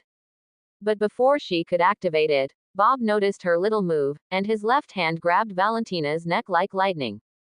And rapidly slammed her into the window glass. Valentina was slammed hard against the wall, her feet off the ground, her face instantly turning flush red. The remote control also slipped from her hand and crashed to the ground. It's over. Valentina's vision began to blur. Just then, Valentina's assistant May rushed in, picked up the remote control, and decisively pressed the red button on it. Buzz. A harsh buzzing sound of electric current rang out. Bob's body suddenly stiffened, his hand choking Valentina involuntarily loosened, and he collapsed to the ground, losing his breath. Valentina collapsed limply to the ground, panting heavily. Good girl. Stepping into the elevator, Valentina also arranged for subordinates to clean up Bob's corpse. The elevator doors opened, and the two walked out of the building one after the other. It's just that the people downstairs were looking up at the sky. A dark, thick shadow was floating in the sky. Valentina and May were both stunned, blankly tilting their heads up to look. That was a humanoid outline, but the entire person had completely turned pitch black. Not the black of black skin, but a black, as if swallowed by pure darkness. Twisted, ominous black energy emanated all around his body. Over at Times Square, Lin Yi and the others also noticed that dark figure in the sky. Peter, Banner, Frank, and Matt all widened their eyes, all with expressions of disbelief. Frank swore an oath. What the hell is that thing? But no one answered him, because this exceeded the cognition of Peter, Banner, and Matt. That's the void, Lin Yi said with a serious expression. Of course he knew what that black shadow was. It was precisely the dark personality of the Sentinel, and also the final boss of the Thunderbolts. He didn't expect that the plot of the Thunderbolts would actually happen at this time. The void. What on earth is that? Peter blinked, looking completely blank. Banner, Frank, and Matt all cast their gazes toward Lin Yi. Lin Yi took a deep breath and gathered his thoughts. That guy's name is Bob. CIA Director Valentina has the OXE group under her, and she's running an illegal human experimentation program code-named the Sentinel Project. Bob is a super soldier created by injecting something called the Golden Super Soldier Serum. The serum he injected is much stronger than Captain America's serum. The Sentinel Project. Peter was taken aback. I've never heard of it. Banner was also very puzzled. Then what does that have to do with this void? Keep listening to me. Lin Yi waved his hand and continued. Even though that Sentinel is outrageously strong, Bob has severe psychological trauma and has been suppressed for too long. Injecting the Sentinel serum ended up triggering a dark personality within him. He pointed at the dark shadow in the sky. That is Bob's dark personality, called the Void. Right now, he's basically a humanoid black mist. No physical attacks work on him, and he can release darkness to drag people into his void realm to suffer mental torture. Banner's expression changed slightly as he said, Lin, according to what you're saying, doesn't that mean apart from Doctor Strange and Wanda, absolutely no one can beat this void? Lin Yi thought for a moment and nodded. That should be the case. Frank cursed under his breath. Those guys always manage to make a huge mess. Banner continued anxiously. Doctor Strange and Wanda aren't around right now. Are we just going to watch New York get dragged into the void realm by him? Is there really no way at all? Lin Yi, however, appeared exceptionally calm. Rest assured, even though we can't solve it, someone will handle this matter. What do you mean? Hearing this, Banner was very puzzled. Who's going to solve it? How should I put it? Lin Yi scratched his head vaguely. Although Bob is a manufactured weapon, he still has a bit of humanity left inside him. And over there just happens to be a group of people who, like him, were treated as weapons and abandoned. There will be a settlement between them. Of course it was because he had watched Thunderbolts and knew the plot. In the end, Yelena and the others used emotional connection and empathetic hugs to help Bob suppress the dark personality of the Void back down. So he wasn't panicked at all. But Peter, Banner, and the others looked at each other in blank dismay upon hearing this. At this moment, a commotion suddenly broke out around them. Ah, what is that? The blackness is coming over here. Run, run. In Times Square, the crowd that was originally cheering for the end of the Hulk incident suddenly scattered and fled like an ant colony washed away by a tide. A pitch black shadow was silently creeping across the ground from the distance. Wherever the shadow passed, the color of the ground turned black inch by inch, as if even light was being swallowed up. At a glance, it clearly wasn't a normal phenomenon.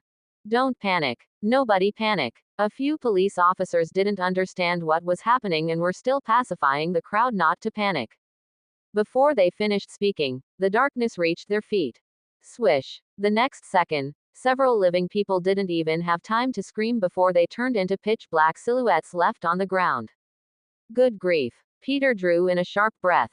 People from the Department of Damage Control also rushed forward, wearing uniforms and holding weapons, wanting to use technology to fight against that patch of darkness. The result was exactly the same. 1, 2, 3. All were dragged into that endless darkness, leaving only a ground full of lingering shadows. What on earth is this thing? Frank had already drawn his gun, but didn't know where to fire. It's not even human, how do you fight it? What should we do now? Peter's voice was a bit tight as he turned to look at Lin Yi. Are we really just going to sit by and do nothing? Lin Yi looked at the approaching darkness, calculating rapidly in his mind. According to the plot, it wouldn't be long before Yelena and the others would use emotional connection and empathetic hugs to help Bob push it back down. The darkness would dissipate, and this farce wouldn't cause any casualties. But he certainly didn't want to experience the void realm firsthand. Heaven knows how many times he'd have to relive painful memories inside it. Don't panic, Lin Yi suddenly spoke, making a strange gesture with his hands in front of his chest. Watch me cast a spell.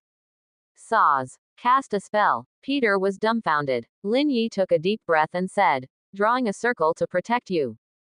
Host detected triggering classic quote, internet meme amplification takes effect. Temporary buff. Isolating surrounding darkness intrusion. Effect range. 30-meter radius. A light golden energy shield emerged out of thin air, firmly encasing the 5 people, Lin Yi, Peter, Banner, Frank, and Matt, inside. Fine light patterns flowed across the surface of the shield, isolating the spreading darkness outside. No matter how it surged, it couldn't penetrate in by even a fraction. Whoa! Peter widened his eyes, reaching out to touch the inner wall of the shield, which actually carried a hint of warmth. Lin, when did you learn this move? Banner, Frank, and Matt also were filled with shock. Keep it low profile, keep it low profile. Lin Yi looked nonchalant. The buffs stacked previously either enhanced his own strength or were on an intangible mental level. This time, it was manifested before them in a substantial form. The few of them just stood inside the shield, quietly watching the outside.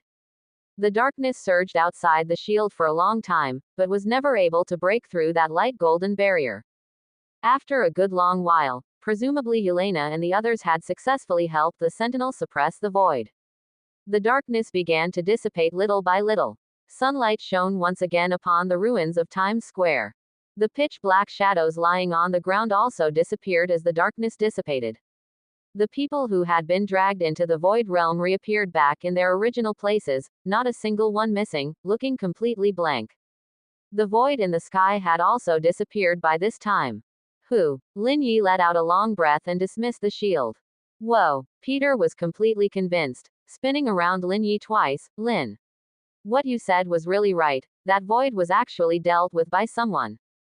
Of course, Lin Yi spouted nonsense with a straight face. I know a bit of ancient China's art of prophecy. Really? Peter looked full of admiration. Teach me.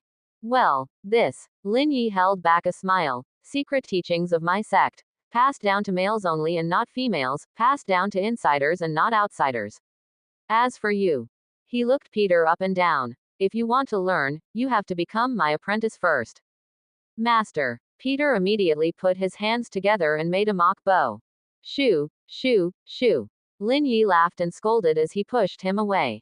The atmosphere instantly relaxed. Banner couldn't help smiling either, his tense shoulders finally relaxing. All right, Lin Yi clapped his hands, while the people around are still dazed. Let's get out of here quickly before we get surrounded by reporters again in a moment. Everyone nodded, taking advantage of the crowd still being stunned and the news helicopters not having reacted yet. The 5 of them quickly left Times Square and slipped into an alley.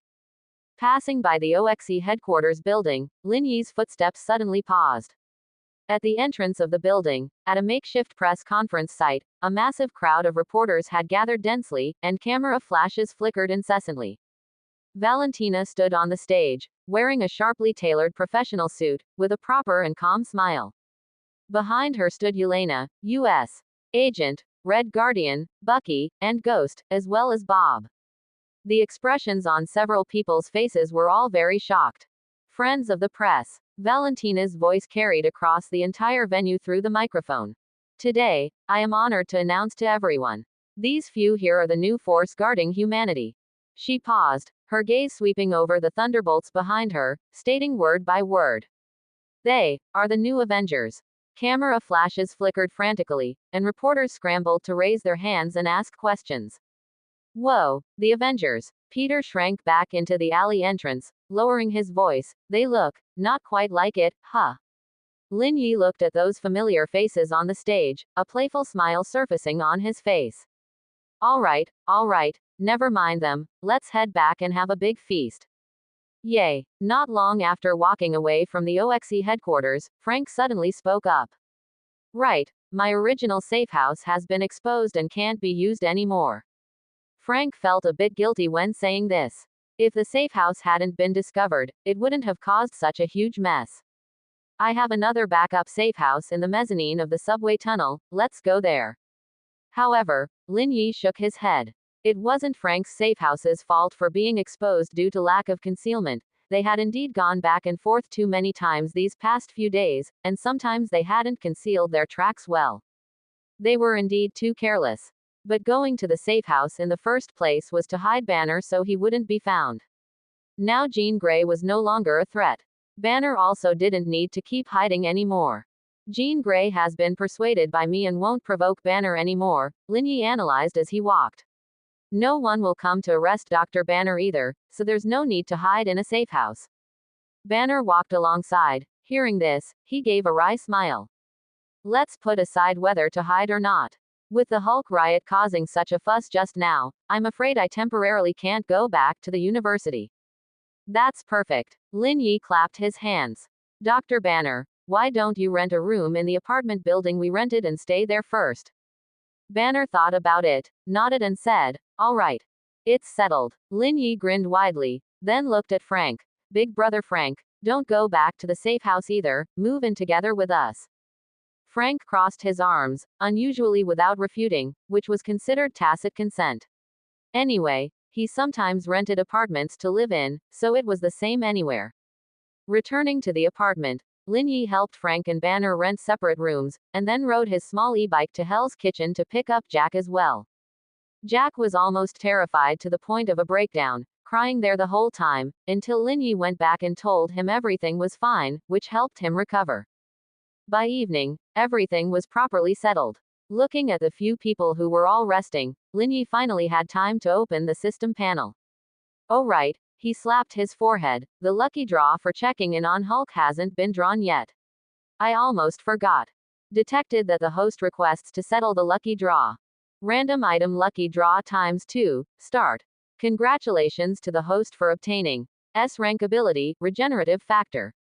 Regenerative factor greatly enhances cell regeneration and self-healing abilities. Minor injuries heal in seconds, fractures heal in a few hours, and fatal wounds can also slowly recover within days. Combined with physique enhancement, survival capability is greatly improved. Congratulations to the host for obtaining item, Nano Equipment Upgrade Module.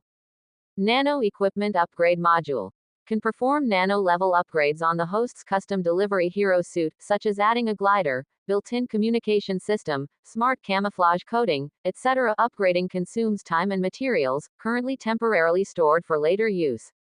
Lin Yi's eyes lit up. Regenerative factor. This thing is great, I won't have to lie in bed for half a month after getting beaten up in the future. He looked at the palm-sized nano module again, weighed it in his hand. Upgrade the suit. Fine, I'll keep it for now, and figure it out after I'm done with this period. Just as he was about to put the module into the system space, the system suddenly popped up another prompt. Detected that the host's comprehensive strength has reached the evaluation standard.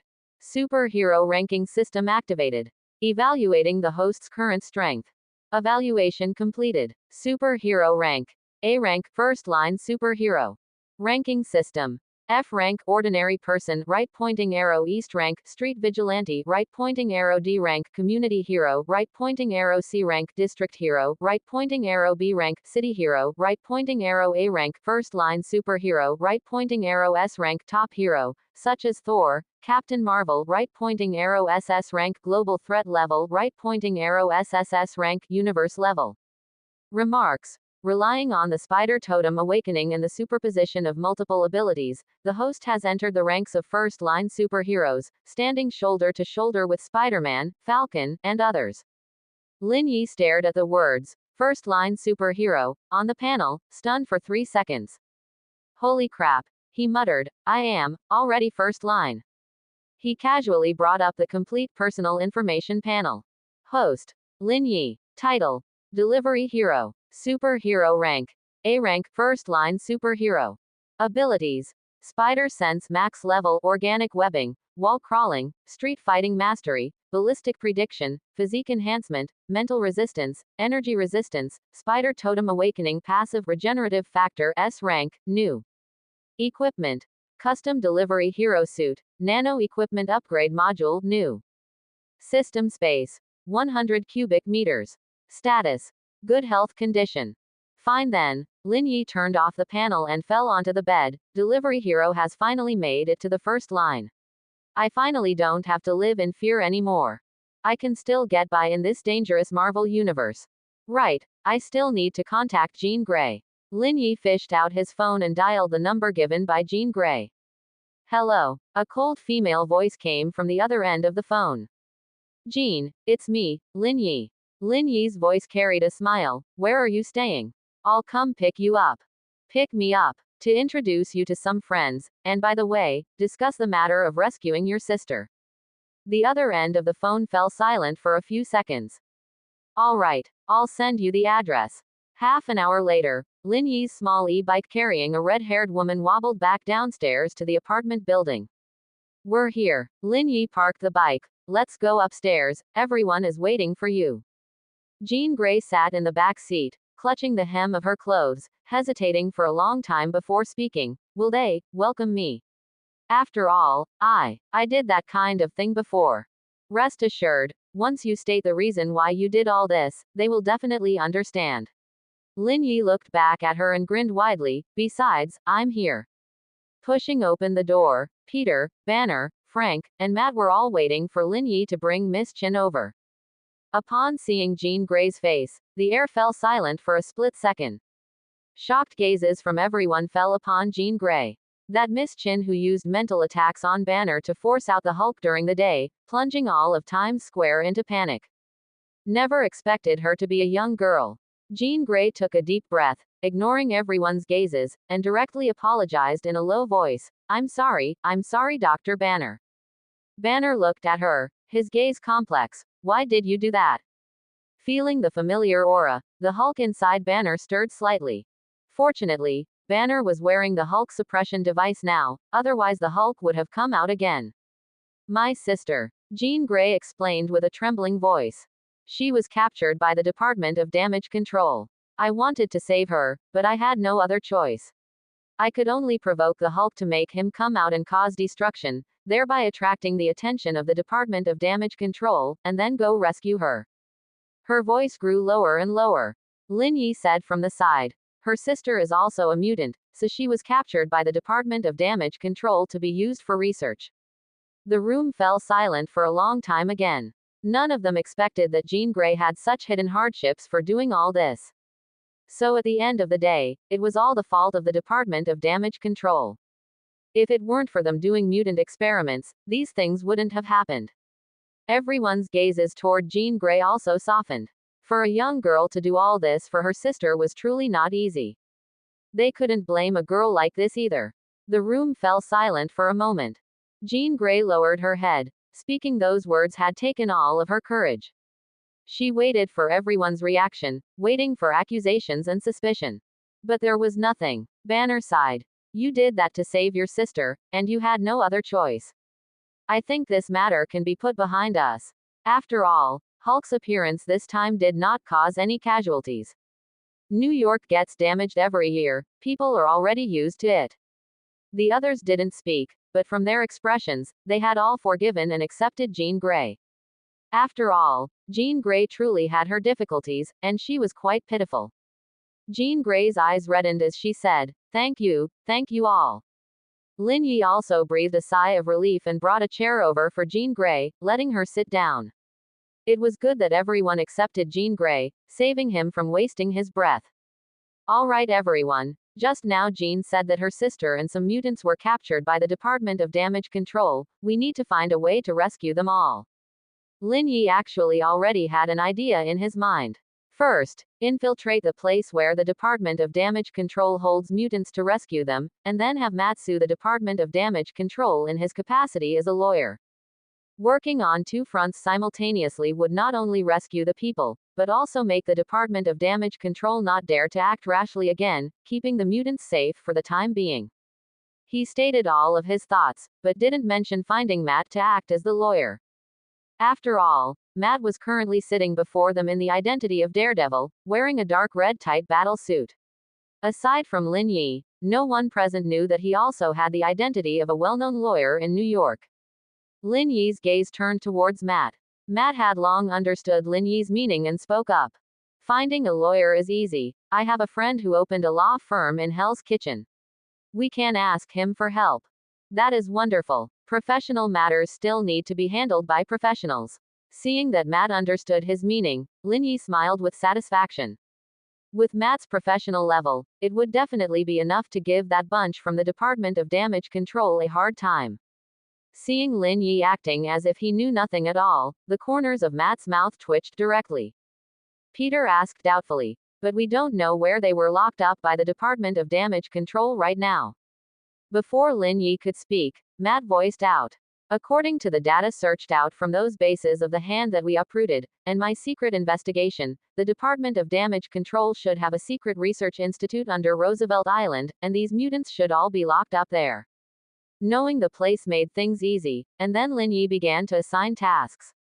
Matt's task was to go find a lawyer and prepare for the lawsuit. Actually, it was himself. Lin Yi, Peter, and Frank would infiltrate Roosevelt Island tomorrow to find out what was going on. Since Jean Grey could currently only mentally control others and her actual combat power wasn't high, Lin Yi had her stay behind with Banner. The next day, Lin Yi rode his small electric scooter, carrying Peter, and swayingly rode toward the direction of Roosevelt Island. Frank rode his black heavy motorcycle, following closely behind, the roar of the engine causing passers-by to look over one after another. I'm saying, Lin, Peter sat in the back seat, grabbing the corner of Lin Yi's clothes, won't we be too conspicuous like this? Conspicuous for what? Lin Yi didn't even look back. You're not riding my small electric scooter for the first time. It's not about the two of us, it's mainly Frank's motorcycle. Peter glanced at Frank and said quietly, the sound is too loud. That's called momentum. Lin Yi yawned. Once we uproot the Department of Damage Control, I'll buy each of you a Harley, how about that? Do you have money? Peter asked. No, Lin Yi said righteously, but aren't we going to raid the Department of Damage Control? Taking some cash along the way isn't going too far, right? Quote. Chatting idly all the way, the three of them soon arrived at the Manhattan shore opposite Roosevelt Island. Lin Yi parked the electric scooter well, and Frank also killed his engine. Dressed in plain clothes and pretending to be ordinary tourists, the three strolled along the riverside walkway. Roosevelt Island was right before their eyes.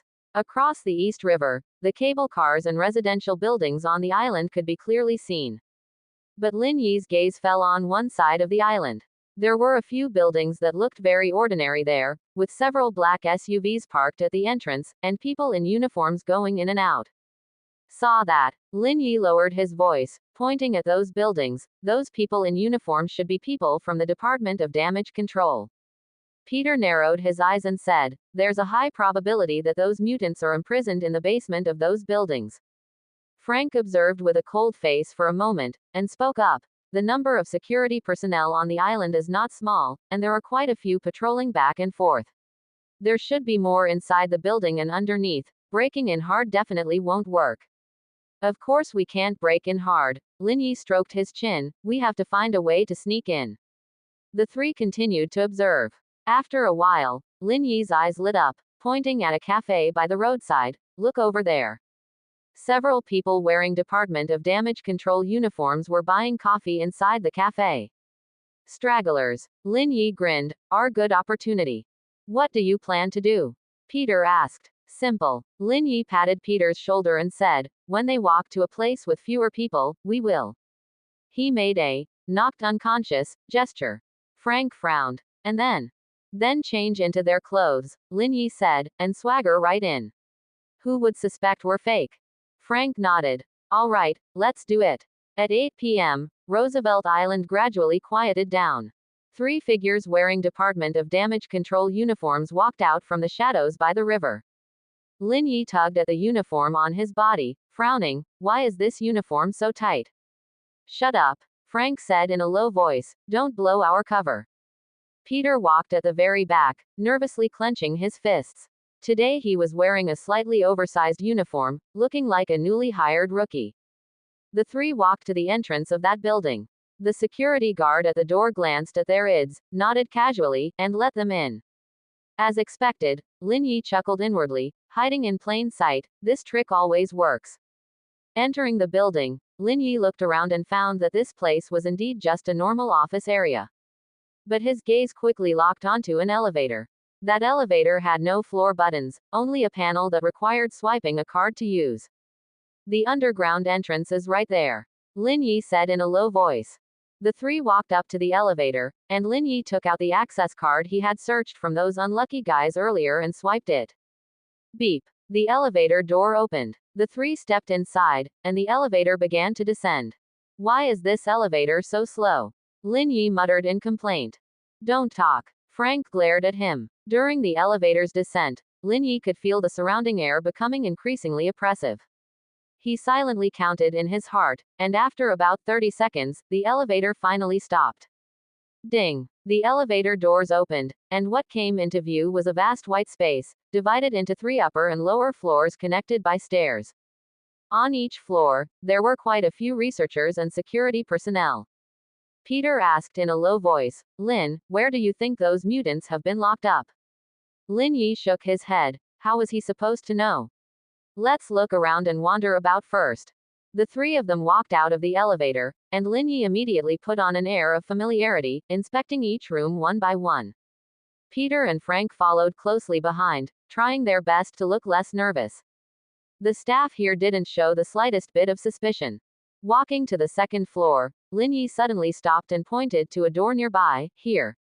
That door had a small observation window, and through the glass, rows of small cells could be seen inside. Peter leaned over to take a look, his pupils contracting slightly. Quite a lot of people were locked up inside here. There were men and women, old and young, all curled up in the corners with empty gazes. Some people still bore scars on their bodies, clearly having been tortured at a glance. Let's go in and take a look, Lin Yi said. The 3 of them pushed the door open and went in. The air inside was cold and damp, permeated with a mixed smell of disinfectant and mustiness. Hearing the commotion, the mutants in the small cells raised their heads one after another, watching the 3 uniformed people with vigilance. Their eyes were filled with fear and numbness, having long since grown accustomed to being tortured and treated as experimental subjects. There were still a few researchers in the innermost part recording something, not paying attention to Lin Yi and the other 2 coming in at all. Don't be afraid. Lin Yi lowered his voice and said, we are here to save you. Those mutants were stunned for a moment, looking at him in disbelief. Really? A middle-aged woman asked with a trembling voice, a healing wound still visible on her face. Aren't you here to capture us for experiments? Really? Lin Yi nodded, saying in a firm tone, don't make a sound yet, wait until we deal with those few people. He turned around and gave Peter a wink. Peter immediately understood, shooting out web silk to completely cover the surveillance camera on the ceiling. Surveillance is done for. Peter lowered his voice and said to Lin Yi. Lin Yi nodded and walked inward. Peter and Frank followed closely behind. Those few researchers were still standing there reading documents, completely unaware of the commotion behind them. Lin Yi walked up behind them and patted one of them on the shoulder. Buddy, let me ask for directions. The researcher turned his head, and before he had time to react, he was punched in the temple by Lin Yi, collapsing softly to the ground on the spot. The other researchers were startled and just about to cry out, but unexpectedly, Lin Yi, Peter, and Frank acted swiftly, knocking all of these people unconscious neatly and cleanly. Done. Lin Yi clapped his hands, looking completely relaxed. He turned around and went back to the cells, opening every single one of them. The mutants in the cells stared blankly at the opened doors, taking a good while to react before walking out one after another. Thank you. Thank you both. The middle-aged woman shed tears of excitement. I thought I wouldn't be able to get out in this lifetime. It's fine, we're here specifically to rescue you and get you out. Lin Yi waved his hand, then continued to ask. Right, let me ask you guys something. Is there someone named Sarah Gray among you in here? Those mutants looked at each other, and finally a young man spoke up. Sarah, I seem to have heard this name before. She is locked up in a cell on the 3rd floor. The cells over there are much sturdier, specifically used to hold important mutants. Still on the 3rd floor. Lin Yi nodded, turning to Peter and Frank to say. You two stay here and protect these mutants well. I'll go rescue Sarah. You're going alone. Peter was somewhat worried and said, how about I go with you? No need, Lin Yi assured Peter not to worry, you are needed more right here. Peter wanted to say something more, but Frank had already patted him on the shoulder. Listen to him. Lin Yi pushed the door open very normally and walked to the 3rd floor. Very soon, he found a special metal door. Lin Yi stood in front of the door, sizing it up, and found that there was no keyhole on the door, only a biometric scanner. Fingerprint, iris. Lin Yi frowned. This thing is a bit tricky to deal with. Just as he was thinking about this, he suddenly heard a burst of footsteps coming from behind the door. Lin Yi immediately shifted aside to hide. The door opened, and 2 people wearing security uniforms walked out, chatting. How come it's so quiet tonight? One of them said. Isn't it good for it to be quiet? The other one yawned. If those mutants kick up a fuss, we'll be in big trouble. They walked past Lin Yi without noticing at all that there was still a person hiding beside them. Taking advantage of the 2 not paying attention, he quickly walked inside before the door closed. Inside was a narrower corridor, with several seemingly sturdier cells on both sides. Lin Yi checked them one by one, only to find that they were all empty. However, in the innermost cell, he saw a red-haired woman.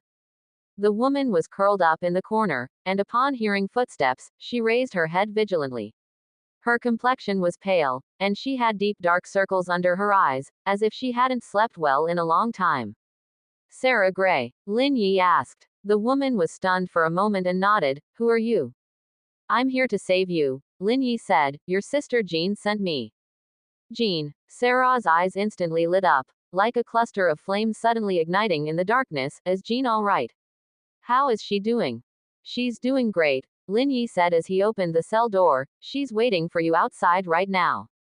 Sarah stood up in excitement, rushed out of the cell, and grabbed Lin Yi's hand. Thank you. Thank you. You're welcome, Lin Yi grinned. Let's go, let's get out of here quickly. Just as the 2 of them were about to walk out, a harsh alarm sounded abruptly. Woo, woo, woo. Lin Yi's heart skipped a beat. Oh no, the surveillance detected an anomaly. Sure enough, after just a few seconds, a rush of rapid footsteps came over. Hurry up and go. Lin Yi grabbed Sarah and started running outward. As soon as they ran to the metal door, they saw a group of fully armed security guards rushing over, with all their guns pointing directly at them. Stop right there. The lead security guard roared. Don't move. Lin Yi stopped in his tracks, looking at this array before him, the corners of his mouth instead curling up into a smile. Yo, so many people. All of you are surrounded by me. Host detected triggering a classic meme. Meme amplification takes effect. Temporary buff. All enemies paralyzed for 3 seconds, enemy morale decreased by 50%.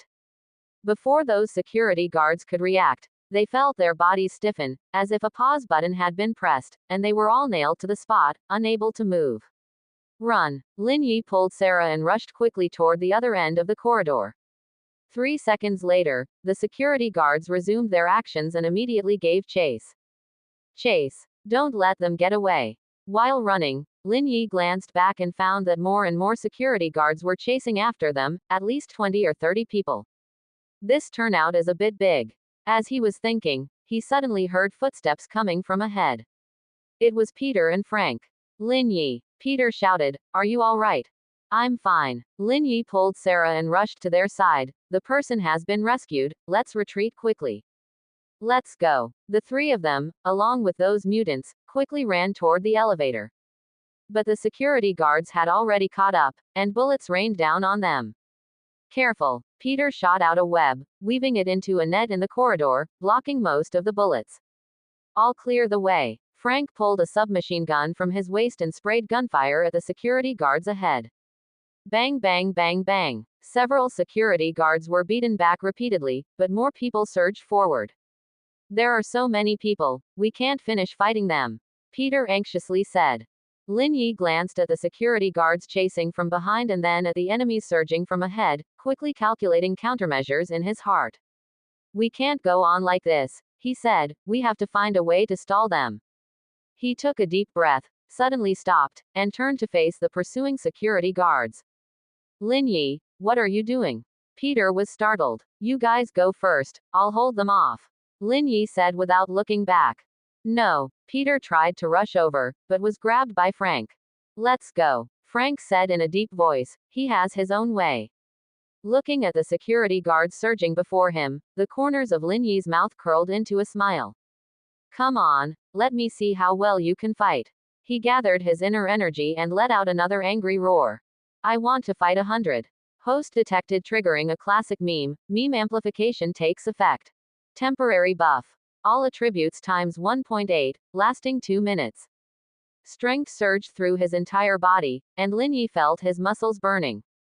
He rushed into the group of security guards, his fists pounding out like raindrops, each punch carrying immense power, knocking the security guards sideways. Bang, bang, bang. In less than half a minute, 7 or 8 security guards were knocked to the ground. But more security guards surged up, bullets shooting at him like raindrops. Relying on his maxed-out spider sense, Lin Yi shuttled back and forth through the gaps of bullets, his footwork as flamboyant as square dancing. Is that it? Is that it? Was your marksmanship taught by a gym teacher? While dodging, he complained.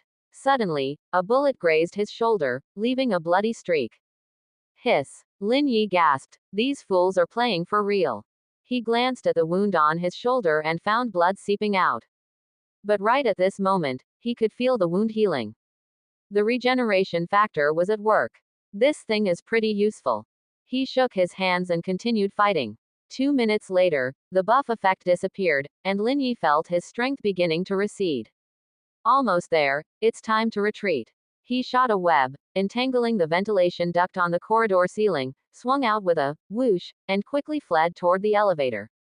Running to the elevator entrance, Peter, Frank, Sarah, and those mutants were already waiting there. Get in the elevator quickly, Lin Yi shouted. The crowd rushed into the elevator, Lin Yi pressed the button, and the elevator began to ascend.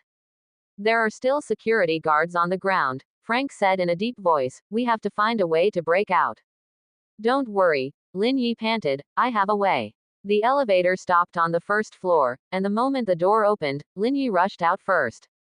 All of you just wait for me. Host detected triggering a classic meme. Meme amplification takes effect. Temporary buff. All enemies terrified, morale decreased by 80%. The security guards at the door hadn't reacted yet before they were shrouded by this invisible fear, each of them stunned in place, not daring to step forward. Run, Lin Yi shouted. The crowd rushed out of the building, and Lin Yi spotted several black SUVs parked at the entrance at a glance. Get in the car. He opened the car door, jumped into the driver's seat. Peter, Sarah and several mutants squeezed into the back seat, while Frank took the other mutants and jumped into another car. The 2 cars quickly rushed toward the bridge. Gunshots came from behind. Fortunately, these cars were all bulletproof, and bullets hit the car body, making a clinking sound. Sit tight, Lin Yi shouted, turning the steering wheel. The car drifted and rushed onto the bridge leading to Manhattan. Frank followed closely behind Lin Yi. Soon, they shook off the pursuers behind. Lin Yi parked the car in a secluded alley. Frank, you and Peter take these mutants to your safe house first, Lin Yi said to the 2. I'll take Sarah back to the apartment first to rendezvous with Jean. All right. Frank and Peter nodded in agreement. The 2 of them each drove a car carrying the mutants toward the safe house. As for Lin Yi, he retrieved his little electric scooter and took Sarah toward the rented apartment. Sit tight, let's go. Sarah looked at the delivery worker in yellow clothes in front of her and couldn't help asking. You, who on earth are you? Me, Lin Yi grinned, I'm just a food delivery guy. Sarah. Returning to the apartment, Lin Yi pushed open the door, and Jean Grey was sitting on the sofa, waiting nervously. Seeing Lin Yi walk in with Sarah, Jean's eyes instantly turned red.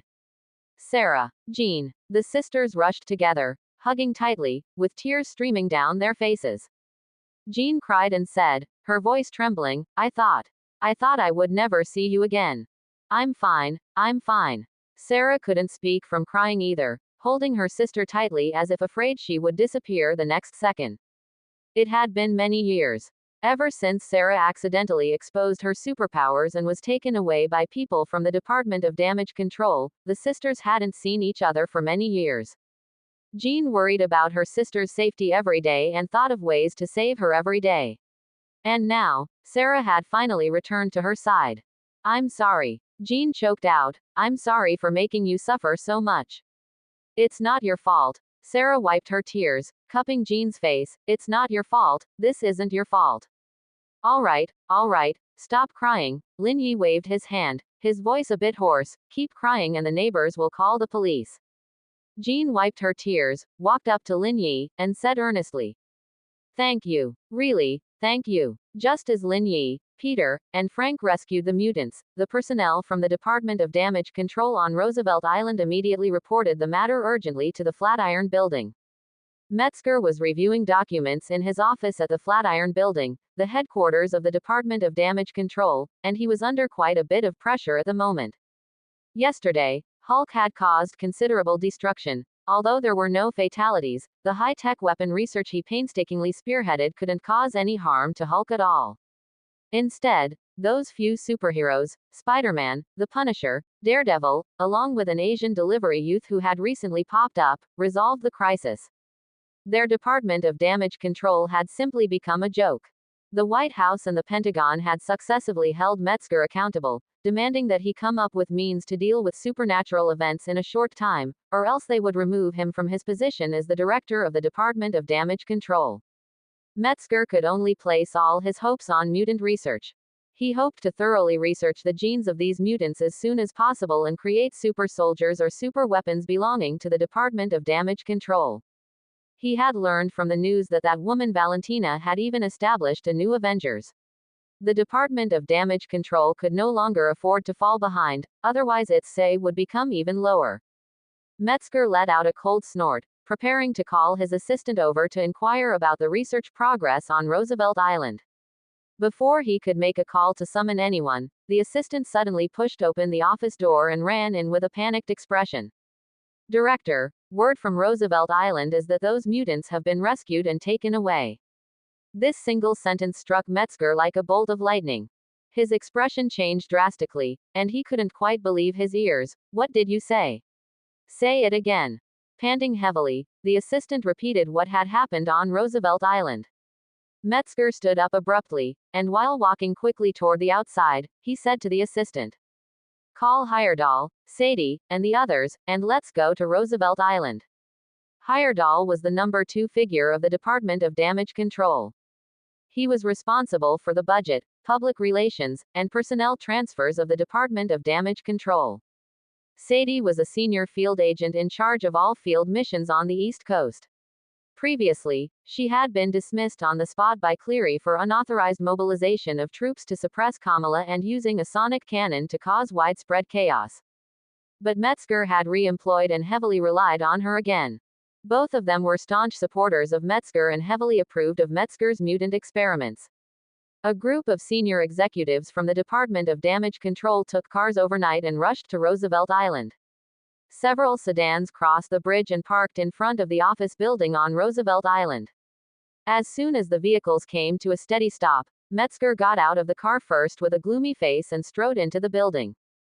Heyerdahl, Sadie, along with several other executives and security guards, followed closely behind him.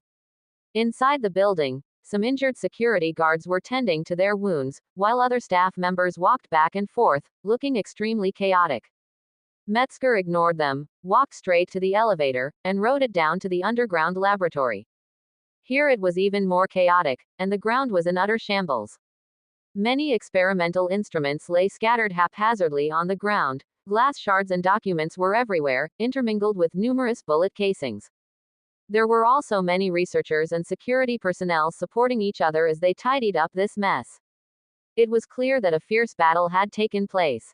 At this moment, Jas Singh, the chief scientific research director of the Department of Damage Control, came forward to greet him.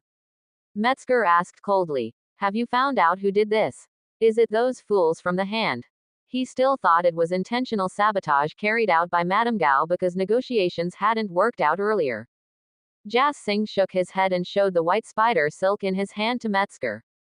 It probably wasn't done by that group of ninjas, but the security cameras were pasted over with these things, so we couldn't see the appearance of the intruders at all.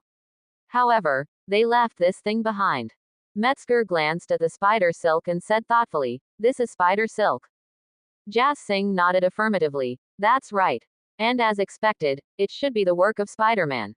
Fire was about to burst from Metzger's eyes. "I've long said that these superpower individuals are all scourges. They even dare to attack government departments." Although this was a secret laboratory operated by the Department of Damage Control, it didn't stop Metzger from slapping a heavy accusation on Spider-Man. Sadie added from the side, "We should quickly apply to the White House to arrest this so-called Spider-Man." Metzger didn't speak. He noticed that the doors of the second-floor cell block were wide open, and he walked downstairs gritting his teeth. Walking in to take a look, sure enough, every single room inside was already empty. These imprisoned mutants were experimental samples he had spent several years capturing, and they were the most important assets of the Department of Damage Control. Now they were all gone. Metzger took a deep breath, trying hard to suppress his emotions. It definitely wasn't just Spider-Man alone, he had other helpers. See if any surveillance cameras caught anything. The technical director on the side immediately turned around and led people to check the surveillance footage one by one. After a short while, he really did find something out. When Lin Yi, Peter, and Frank rushed out of the building with the mutants, a few surveillance cameras hadn't been pasted over with spider silk. However, they only vaguely captured the faces of Lin Yi and Frank, and did not capture Peter. From the blurry video, one could still get a general look at Lin Yi and Frank. A very handsome Asian youth, and a ruthless tough guy. Yesterday, Lin Yi and the others fought a great battle against Hulk and had just stolen the spotlight. Lin Yi and Frank, the two unmasked individuals, were already well known to the people across the US. Coupled with the confirmed presence of Spider-Man, Metzger and the others immediately guessed the identities of these two men. Without a second thought, Metzger immediately instructed Heyerdahl to issue a wanted notice for Lin Yi, Frank, and Spider-Man. Heyerdahl hesitated and said, "The three of them just subdued Hulk yesterday, and the public admires them very much. If we issue a wanted notice for them just a day later, wouldn't that look rather bad?" Metzger still said coldly and sternly, "Even if they subdued Hulk, so what? Illegally trespassing into federal facilities, attacking law enforcement personnel, and abducting important federal assets, these charges are enough to give them a hard time. At worst, we'll pin Hulk's rampage on them. Isn't right and wrong up to us to decide anyway?" Heyerdahl nodded and immediately instructed his subordinates to apply to the White House for a wanted notice against Lin Yi and the other two. Although they could make arrests directly, issuing a wanted warrant still required going through the proper procedures. Jas Singh asked, "Director, what should we do if they leak the matter about us researching mutants?" Metzger frowned. "This matter must absolutely not be exposed. Deny it to the death and tell the outside world that it's all their frame up." Then he said to Sadie and the others, "Hurry up and investigate where they transported the mutants to, and then catch them back. The mutant research cannot stop. Yes." Thanks for watching my video. Please like and share it.